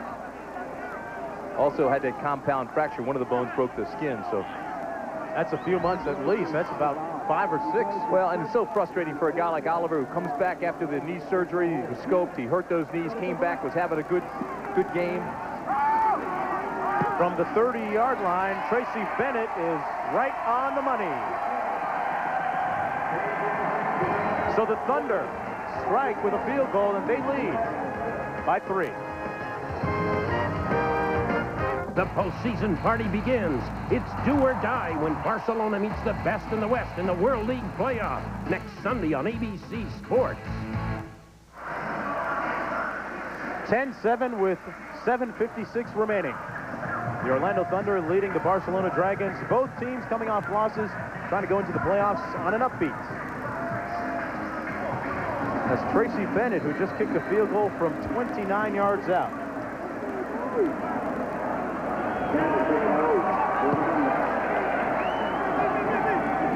This is Dempsey Norman at the 5. Norman, he's got a bit of speed. He takes it out to the 25-yard line, and he gets up okay, which is big news for Barcelona because... You're not kidding. They've been injured. Stormin Norman makes it all the way back to the 25, but these are the guys that have been banged up. Green dislocated a knee. Naposki, White, Ernie all came in with banged up problems. Paul Palmer's been having hamstring problems, and again had a hyperextension today. Cobb got hurt today. Curtis got hurt. Oliver has 2 broken bones in his leg. He's out. Just continues and continues. And Paul Palmer. They said that Palmer would come back, but we haven't seen him since. Jack McNell better get on that walkie-talkie and phone the MASH unit.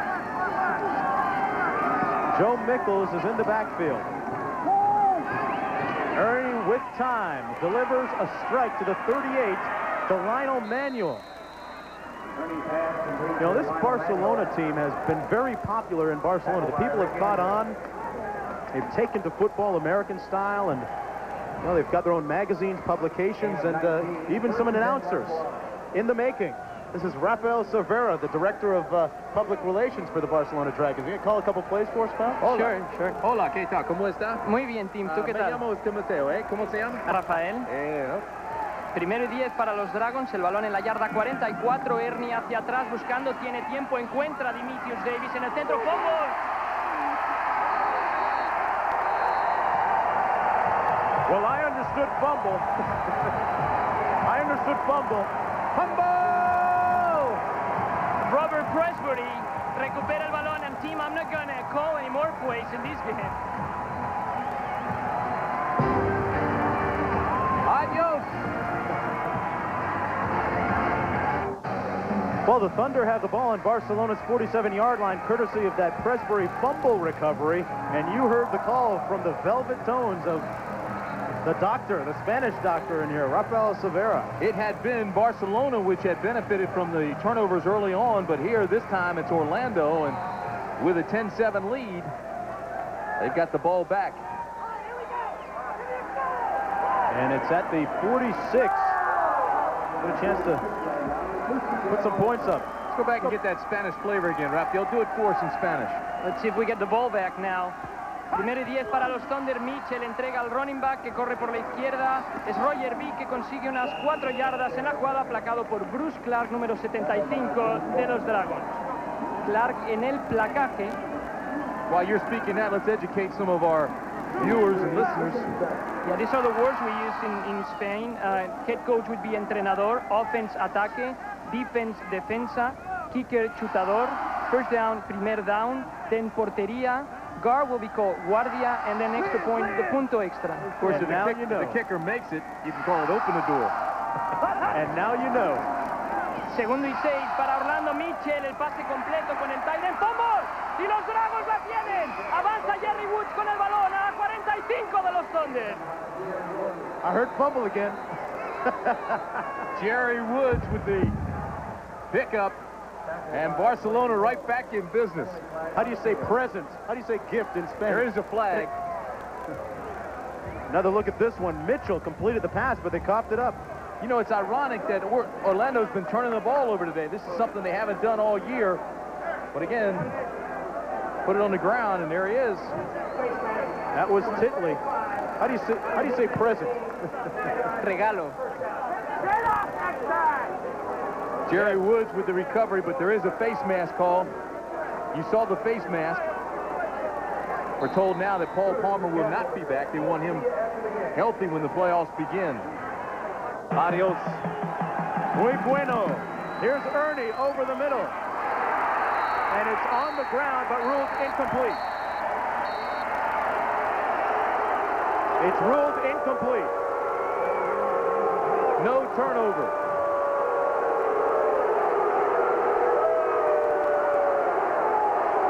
You can hear what the fans think of it. Let's have another look at this one. Did he have it or not?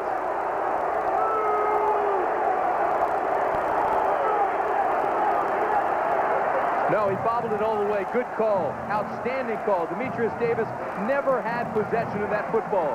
Crowd doesn't like it. Galen Hall doesn't like it, but that's a fine call by the officials. Davis now is split out to the right, and he goes out as a receiver.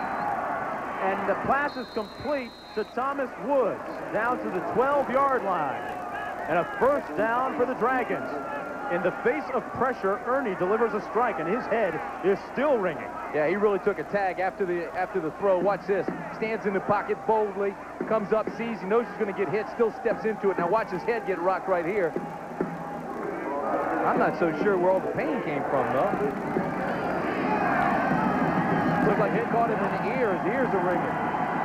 Maybe his chin or the face mask.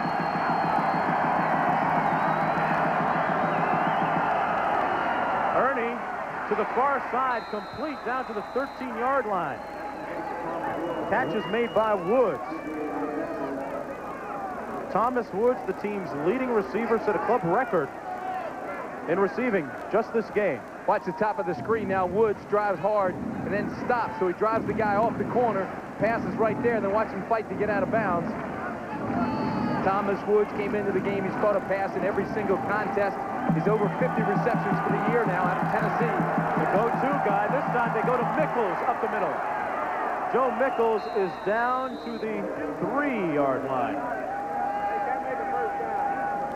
Joe Mickles in La Casa, in the house. But last time these two clubs met, Barcelona blasted Orlando 33-13, the Thunder's worst loss. But it's been a good, tight matchup here today. 3:29 remaining in the third quarter.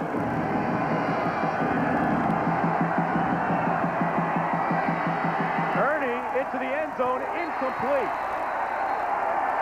And Ernie wants a pass interference call. He's high. You know, I was going to say, that's probably a good no call, but there was no question in my mind he was riding his back all the way. It was definitely pass interference. The he is Kevin Guidry, who is providing coverage about 5 yards deep in the end zone. Yeah, but watch this now. He closes on him, and then Guidry rides him right here. Watch him. Here comes the ball. He's already on him, coming over with that right hand, but the official looks and says it's not catchable. The ball was not catchable, therefore no flag, no call. Well, Garcia now from 21 yards out. And he sneaks it inside that upright with not that much room to spare. We're tied at 10 apiece with 3:15 remaining in the third quarter. Check yourself before you wreck yourself and come back. We've got 3:08 remaining in the third quarter. This city has been a buzz this week after last weekend, the NBA draft. Will he or won't he sign in Orlando? Of course, I'm talking about the Shack. And here's Hojo, who is signed and returns it out to the 33-yard line. Joe Howard Johnson having a fine game. Well, Jack McNell is putting a lot of miles on his sneakers this afternoon. He's got reason to worry. He's had a couple players injured. And they've got a big playoff game next week. Here's what Jack had to say after the kick. That does not make sense. A freaking thing. Hold it every damn snap, and then you got to call an offside. Jesus. What? What? Oh, my God. It's 110 degrees. Let the doggone kids play. Well, what do you think? You think Well, he's I upset? think obviously he doesn't feel the same way I do about Stu Kemp. The officials. Stan Kemp. It's a good thing he didn't hear your assessment. We've got a timeout down on the field and a player down. We'll have some news on that when we come back. It's match time in the World League. Stick around. 10's on the scoreboard, 2:39 remaining in the third quarter, and no shortage of things to do here in the Central Florida area. Come watch a football game, go to the beach, or just hang when you've reached the end of your football rope right here. Second down and 6 for Scott Mitchell.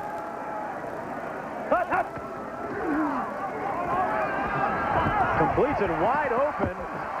And a first down out to the 43-yard line for Michael Titley, the tight end. And where is Julie Moran? Nobody has seen her. Well, guess where I am. Tim. I'm at the beach box. I've had enough of this. I'm sweating on the sidelines, took my jacket off. I got the bain de soleil. You guys thought you had the best seat all year. Up in the press box? No way. It's in the beach box. The beach box is where it's happening. Isn't that right? That's right. That's right, Mark and Tim. Wait, take a shot of my toes here. I have them covered up in the sand. I just want you to notice that. Don't burn them. Don't burn them. Keep them buried. Mitchell now fires complete down to the 45, and Willie Davis got his toes in bounds, and look at Julie's toes. See, the toes? I got them covered up in the sand. Y'all gave me such a hard time about my feet all year, I had to cover them up. Get some polish on those things, Julie. Hey, I Julie, still have the best seat in the house, I tell you that. Julie in the sandbox. What happens when you get hot, though? I mean, what, they bring the ocean in a box as well or something? I don't know. Hey, if you can't get to the beach, bring the beach to you. Julie with a leg up on the beach action today. 1st and 10 from the 46. We got the whole package, I'm telling you. Mitchell, complete to the 34 for Willie Davis, who was injured earlier in the game, but has the first down here. He's tackled by Adrian Jones and Charles Fryer. Well, I'll tell you this, they better be careful. Hardy coming in late.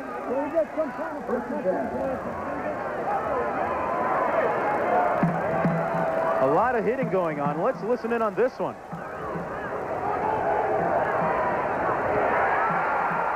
Adrian Jones heard someone screaming for a late hit from the sidelines that time. 1st and 10 with 20 seconds remaining in the 3rd quarter. Mitchell almost intercepted by Adrian Jones. Jones really skied on that one and almost came down with it. That's enough now. That's enough. That's enough now. That's enough. Don't bring it into my neighborhood, he's saying. You got to pay some rent before you come here. You know, they've got that no contact rule, no bump and run in this league. I guarantee you, boy, they came that time, they closed. They bumped big time before that pass was thrown. 56. Barcelona has been mainly pass today. Orlando mixing it up. Their attack a little more balanced. Movement up front. And this one might be called on Bruce Clark.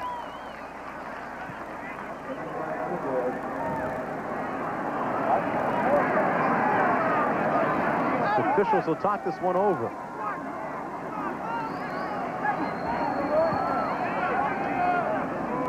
Take another look. Watch Bruce Clark.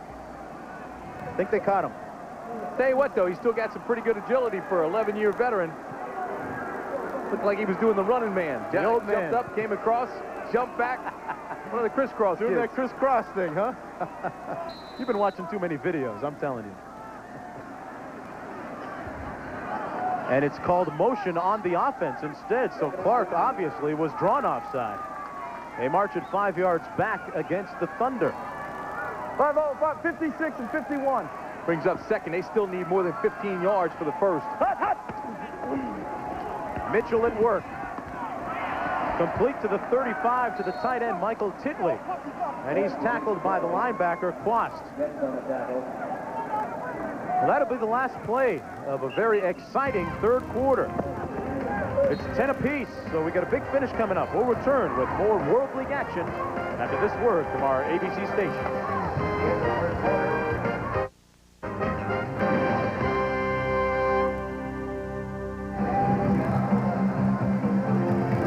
Well, we're coming into the 4th quarter with a score 10 apiece.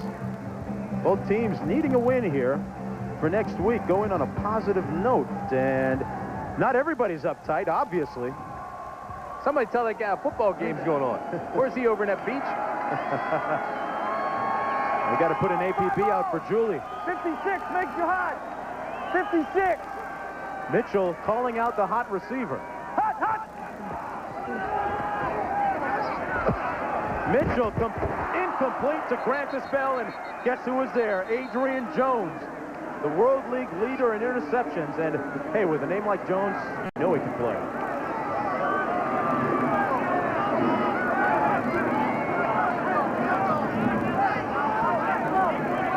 So they're going to try a field goal now.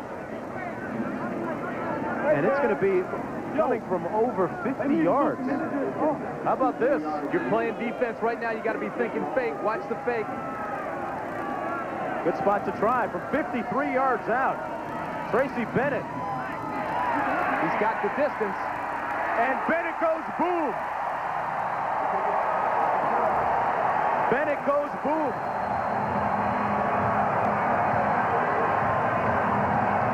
Tracy Bennett with what could be a World League record 53-yard field goal. He lights up the crowd here in the Citrus Bowl, and 3 more trees go up in Orlando. Stick around and come back.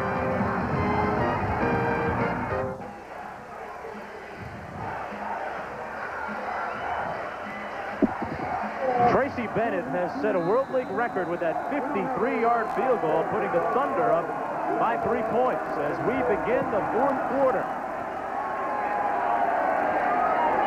And Jesse Norman will take it out 4 yards deep. Norman with good balance, upended at the 30-yard line. A 34-yard return by Norman. Meanwhile, back at the beach, in a calmer, gentler, friendlier place. Yeah, see how it's clearing out, though? It's getting hot on that beach. So Julie left. She's not there anymore. She went to the ocean. Get that APB out. Of course, I know you think she's been on vacation all year. Oh, I didn't say that. I do have some lotion in my bag. Just kidding, Julie. Just kidding.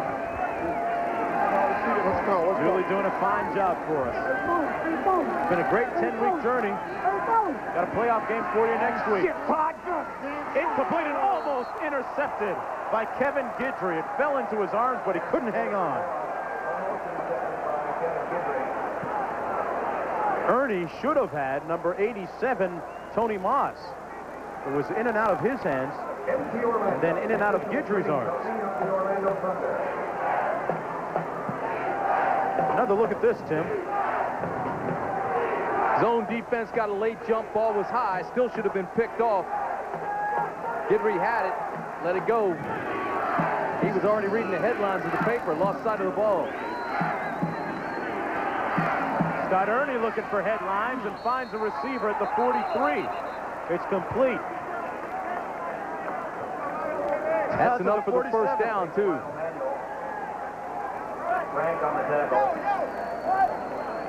L-Train. La Batman. Isn't that what Raf said? Something like that, but Lionel's giving him a little bit of speed on the corner. Not a big guy, but he's got pretty good wheels. Makes the first there. A member of the 1988 New York Giants Super Bowl championship team. Scott Ernie's got to be smart now. They're getting a lot of zone. He's got to find the open areas, create air, find out where the seams are. Demetrius Davis. Here comes the blitz, both corners. And he gets it off in time, but incomplete for Manuel. And Ephraim Thomas applied the pressure and put Ernie on his wallet. Thomas came on the safety blitz. He cheated up, hit it, tried to disguise it, but you could see it was coming. They just outnumbered Barcelona. Anytime you outnumber them, somebody's going to come free. Nobody even picks up Thomas because there's not enough guys down there to block him, and he gets the free shot on Scott Ernie. Tim, we said earlier, this defense of Orlando loves to come with the blitz. Puts a lot of pressure on the corners, but most of the year they've been successful with it. Ernie gets rid of it quickly, and it is dropped by Norman. It's Thomas again. Ephraim Thomas just switched sides, came free. Looked like he was going to be out there covering Norman, and then came in off the corner on the safety blitz again and got in Ernie's face. That ball still should have been caught. Well, tomorrow on ABC Sports, the 76th Indianapolis 500, live from the Brickyard in Indianapolis. Join us tomorrow live at 11 a.m. Eastern and 8 a.m. Pacific here on ABC Sports. You heard my pick, Danny Sullivan, Tim Brandt, like Roberto Guerrero. Of course, you like to go with those front runners. He's on the pole. Ernie gets rid of it quickly to Norman. Makes the catch at the 45, but it's short of the first down. Mike Nettles put the hit on him. And Barcelona will have to punt.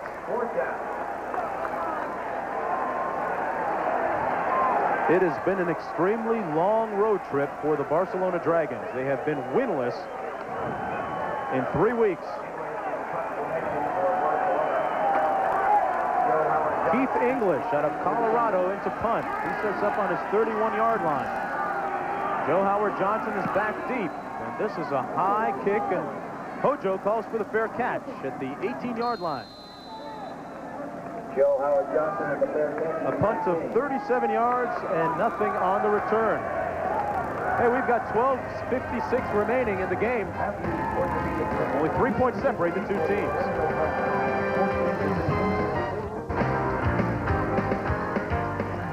And we are back in the Sunshine State. The ball is on the 18-yard line. The Thunder have possession with 12:56 remaining on a very hot day in Orlando. Opposite! Tommy Stowers is the lone back, and he takes the handoff. Tim, again, we see Mitchell reaching. I guess that's just the way they do things.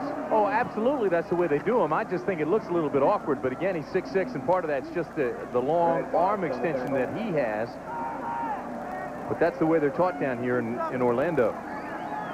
Scott Mitchell, the backup to Dan Marino, the Miami Dolphins, Galen Hall, his coach, and there's Kerwin Bell, the guy who quarterbacked this club last year. Did a good job, too. You know, at the beginning of the season, he didn't take being second string that well, but the New York-New Jersey game, when he saw New York's quarterbacks get hurt, decided it was time to get serious. KC got the call.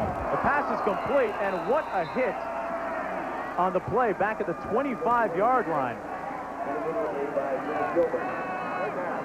by number 96, Brent White.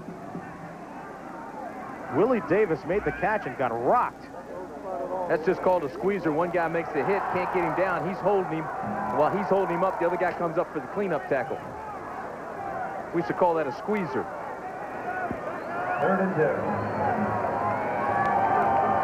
It is 3rd and 1. Scott Mitchell, his team 6 of 10 on 3rd down conversions. He is the second-rated quarterback in the World League. Rolls out on play action. Got his tight end Titley open at the 38, gets up and makes it down to the 43-yard line. Pushed out of bounds by Charles Fryer, but there's a flag back at the 30-yard line. Kelly on the field. Mentioned Mitchell, the second-rated quarterback in the World League. David Archer is number 1. He plays for Sacramento. And at this time of the year, the players are thinking about finishing in first because of bonus money. We all want that cash money. Got to get paid. The leaders throughout the league, Ivor Brown, Davis Archer, Eddie Brown in receiving. Salary structure looks like this. They aren't paid that much. And unlike the NFL, where you're rewarded for individual ability and statistics, these guys are awarded for team statistics. They aren't paid that much, but of course, there are bonuses involved. Bonuses from everything from the number of snaps you take and the number of plays you play to leading the league. Yeah, so right now, Scott Mitchell would get $2,500 for being the second-rated quarterback, but, you know, he told me something interesting before the game. He said he wasn't even aware of the salary structure and the bonus money involved when he signed his contract. He just wanted to play. And I guess that's what the World League is all about in some terms.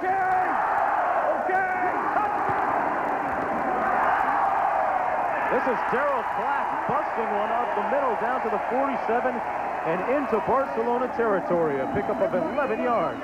Another first down. They continue to melt the clock in the 4th period down at 10:45. You talk about the salary structure in this league and trying to help guys.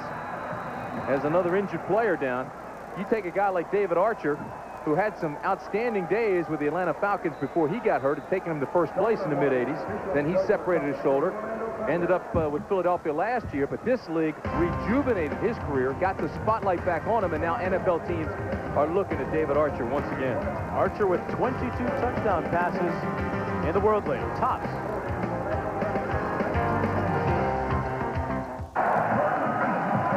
Well, the ball's at the 46-yard line for the Orlando Thunder. Barcelona had an injured player taken off the field just a few moments ago. His name, Jerry Woods, one of the defensive backs. Well, they put Thomas Woods, their leading receiver, on defense. There's Clack. Clack on the carry. Clack wiggling his way down to the 42-yard line. Cobb was hurt earlier. Jerry Woods was hurt. You're down to Fryer, Hardy, and Jones. That's it. You only have 3 defensive backs. So now Woods, their leading receiver, comes into the game, and he's playing some DB. And I'm sure that Jack Bicknell doesn't want to have his main offensive weapon, or one of them, on defense, making tackles, butting heads with the offensive linemen and those kind of things. Well, that's right. Now Jerry Woods comes back out, so he's going to be all right. Second down and 7 to go. 9:51 remaining in the fourth quarter. Mitchell with a lot of time dumps it off to Titley, his tight end, who's stopped right at the 43 after he catches the ball by Jerry Woods. So Woods is okay. Well, he came back in. He made an outstanding play that time. He closed on the ball, read it right away, broke down, came under control, and made the tackle. And of course, want to remind you, a big World League game coming up tonight between Sacramento and San Antonio. And then tomorrow, Birmingham is in Columbus to take on the Ohio Glory. Playoff picture will be clearer after that. 5-0-55! Hut, hut! 3rd and 6. Batted down at the line of scrimmage. Somebody got a big paw on it, and the Thunder will have to punt. That's a big play, too. You could hear Mitchell yelling 5-0-55. 5-0 was Lindstrom, the linebacker who was coming on the blitz. He picked that up and called play 55, but still the pressure came up the middle. They got that big bear paw on it. Remember, he's 6'6", and yet still Albert got his hand on the ball. So Criswell is in now with his first punt of the afternoon. This is the first time that the Thunder have punted away.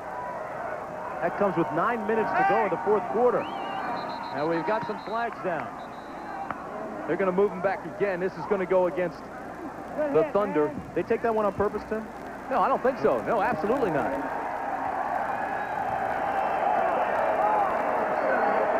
He just started the move, got caught on his heels, lost balance.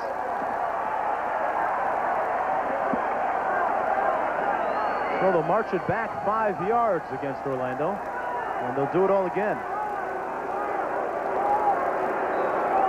Criswell coming into the game averaging 36.7 yards per kick. It's off a high one, angling for the corner here. Woods catches it at the 11-yard line. Well, next Sunday on ABC Sports, the World League playoffs kick off with an invitation to the World Bowl on the line. The European champion, Barcelona Dragons, right here, will take on the North American West Division winner, either San Antonio or the dangerous passing attack of Sacramento and David Archer. It's World League playoff action next Sunday, 3 Eastern, 2 Central, and Pacific on ABC Sports. And there's a look at the playoff picture.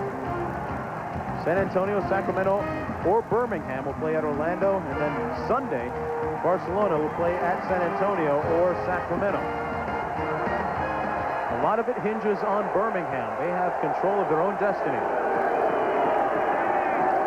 Ernie out of the backfield to Mickles. Mickles with a nice move down to the 19. Birmingham wins. They're in. That's it. Yep. Simple. Locks the door. And Birmingham defeated this Orlando team 24-23 last week. Orlando looks a lot better this week, though, although they haven't scored as many points.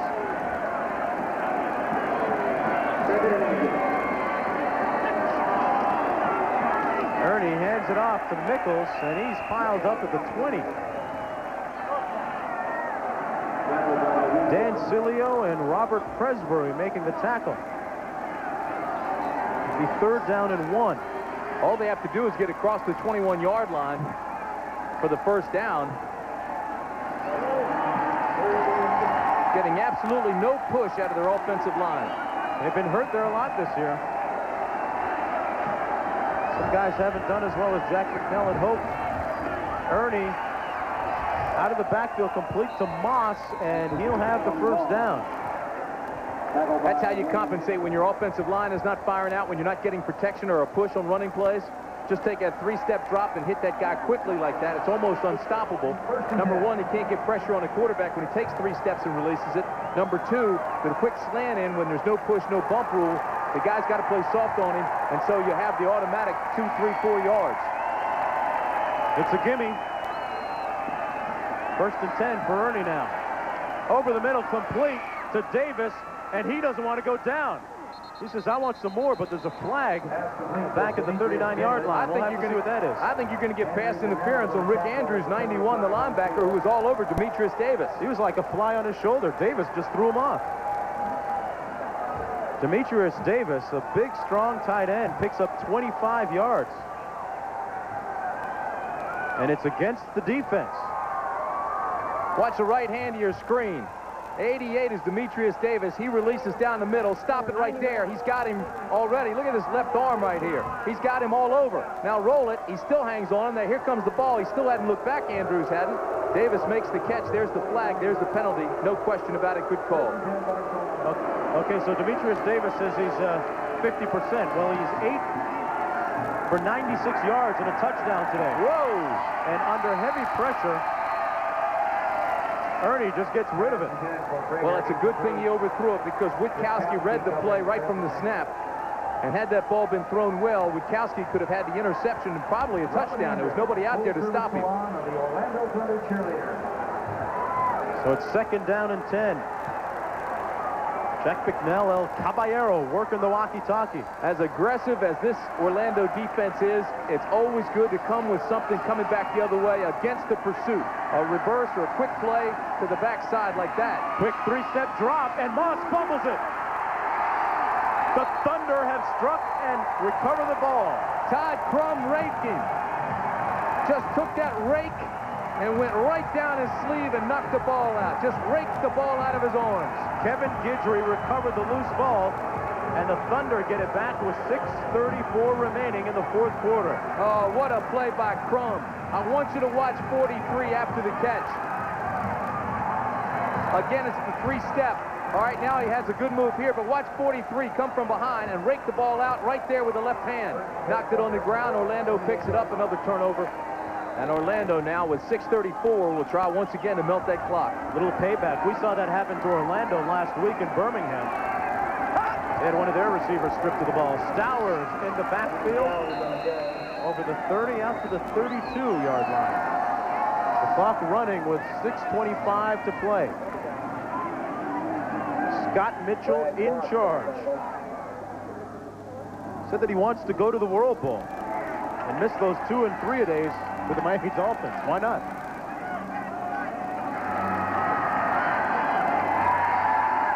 Scott Mitchell, 25 of 38 for 207 yards. Blitz! 1 touchdown, 1 interception. May have been 2 touchdowns had he not thrown that pick down by the goal line. Gets it off to Brandis Bell. And Bell is tackled at the 36 by Jerry Woods. About 2.5 yards short of the first down. They'll need almost 3. But again, there's great pressure.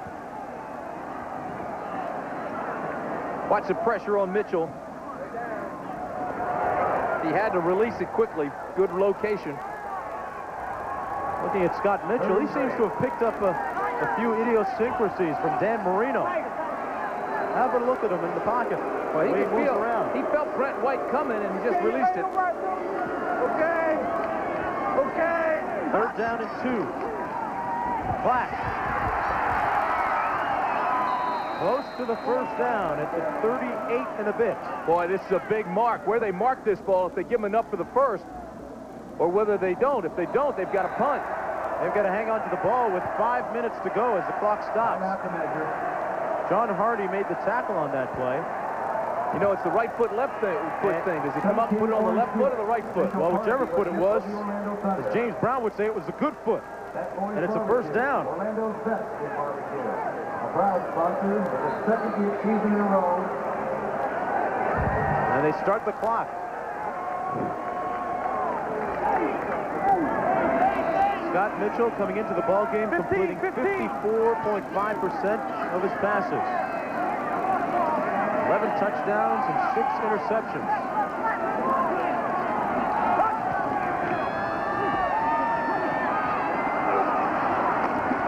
Tommy Stowers is hit hard at the 42. Ron Getz led the charge of tacklers. Getz out of Minnesota. He leads all World League linebackers with 3 interceptions, and last year, in fact, he led all World League linebackers with 4. He's the other half of the Zippy and Zappi inside linebacking combination. You know, last week was disastrous for this Barcelona defense. They gave up 505 yards against New York, New Jersey, but they are really playing with aggressiveness here today. And can they stay aggressive? Stowers Out to the 45. Brings up another critical third down play, but see what you're doing when you see the white jerseys in there. There's 2, 3, and sometimes 4 guys making the tackle, so they're getting good pursuit and running to the football. Barcelona defense, Tim, has been solid most of the season, except for that one blowout last week, 47-0 at the hands of the New York-New Jersey Knights. They played particularly well in the early half of the season against the run. And in the second quarter. Only given up 1 touchdown in the second quarter all year. Check flag! 3rd and 3. And flags. Delay of game. You got to wonder how that happens. I mean, you have to know you've got to get the playoff on a crucial situation like this with 3:13 to go. Well, I understand how it happens. Quarterback's trying to get the play from the sideline. He's trying to read the defense. He may wait for them to make their alignment, whether they're showing blitz. Next thing you know, the 25 seconds are up. So that sets up a 3rd and 8 instead of a 3rd and 3. 55. Mitchell looking at a blitz situation, and Adrian Jones was providing the coverage on Grannis Bell. Incomplete. Jones covering defensively. You heard Jones saying earlier, not anymore. Don't come over here. Hey, that's a big play and a big penalty because now they punted away. There's still 2:44 remaining in the ball game. Barcelona down by just a field goal. And Scott Ernie's had a pretty hot hand. Look at decent field position out of this. Criswell setting up on his 25. Oh, big but a punt. great punt when they really needed it, and Woods lets it bounce into the end zone. A 60-yard boot. Little thunder in that foot from Ray Criswell. Got 2:34 to play. Good finish coming up. It's the World League on ABC.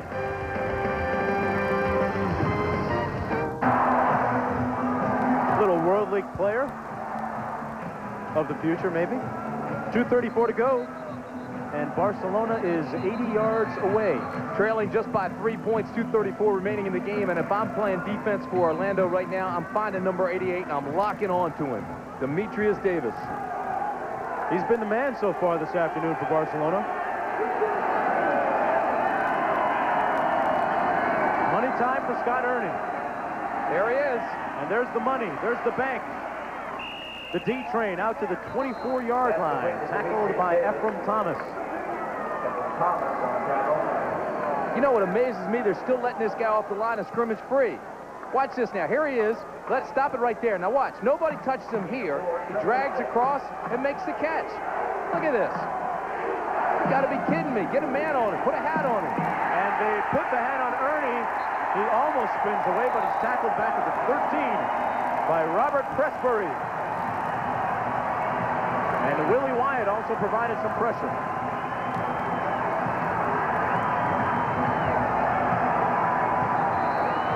Big play by the Thunder defense. And we have reached the 2-minute warning. So the Dragons will get a chance to talk it over. Don Coe of Lake Cowichan, British Columbia, Canada, having a strong year this year on the LPGA circuit. I'm Mark Jones, along with Tim Brandt and Julie Moran. It has been a fantastic season here in the World League. Through week 9, the European division, a much different story than it was last year. Sure, last year they were 23-4, pretty much dominated. Only one team could go over to Europe and win over there. This year they're 9-17-1, so you can see how the balance of power has switched way out west with their 26-1. Take a look at the winningest team. Barcelona Dragons, as we said, Jack Bicknell has more wins than anybody else. Orlando coming on strong this year. Then comes Birmingham and London. Most of the London wins came last year. And, you know, Tim, Barcelona, hey, we were looking at the beach here in Orlando lately. Well, Barcelona has moved from their old resort in Barcelona to a new place just off the beach. Their hotel rooms look out over the Mediterranean. Can't beat that.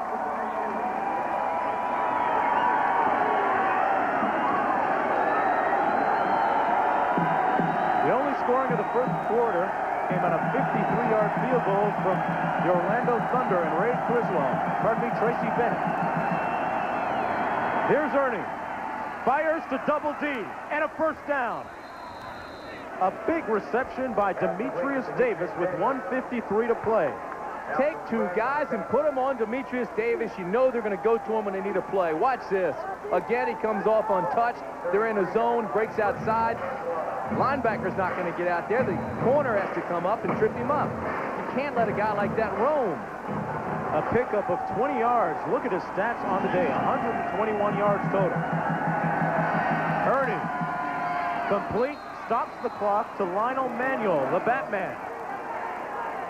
Holy, time running out. We've got 1:39 to go. If you want to play zone, then go to some sort of combination defense, man zone, and put a man on Demetrius Davis.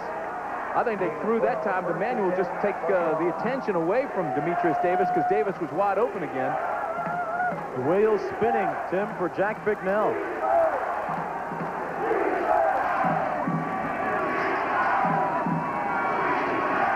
Ernie, quick drop back. Completes it out to the 48-yard line. Mike Nettles put a hit on Tony Moss right away. It's going to set up 2nd down and 7 after the gain of 3.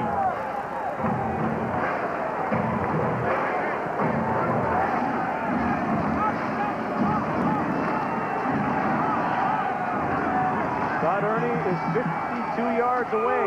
Completes this one down to the 47 to Tony Moss. He's about 3 yards short of the first down. Mike Nettles with another hard hit. We've seen a lot of hard hitting this year. Second times Nettles made a hard hit, but then he gets up, talks to him a little bit, just to let him know he's in the neighborhood. Watch this. Here's Nettles. Stick him. Boom. Where's the ball? Lunchtime. Take it. Well, all the way from Frankfurt to the Autobahn in Germany. It's been the Riverwalk in San Antonio. We've had a fantastic year on ABC. And this is the end of it for this crew, but we'll have a playoff game for you next week. Today's game produced by Kimberly Belton. The executive producer, Jack O'Hara. Directed by Bruce Troit. Our technical director is Rich Gelber. Associate producer, Jimmy Ressler, back in New York. Associate director, Tony Slotkin. Our halftime feature is produced by Robin Stratton. Our unit manager, Arthur Bodagian. Our technical op, Al Fong and Hal Schmitz. Our assistants, the producer, always doing a fine job, Russell Brooks and Valerie Fischler. I've enjoyed all of them. They've done a terrific job all season. Timeout by Orlando on the field. And of course, the boys in the booth, the boys in the hood. George Hill. Not one number has gotten by that guy this year. Our statistician and our spotter, Jimmy Tubbs, keeping the Ramblers safe for everyone in Barcelona. I want to thank our guys as well. Jimmy Tubbs, George Hill, great job they've done all year. Bringing the numbers on. Got the great pictures from Bruce. Our computer statisticians, Mark Loomis and Victor Vitarelli. And Hot Rod Mel Hunley, our sideline coordinator.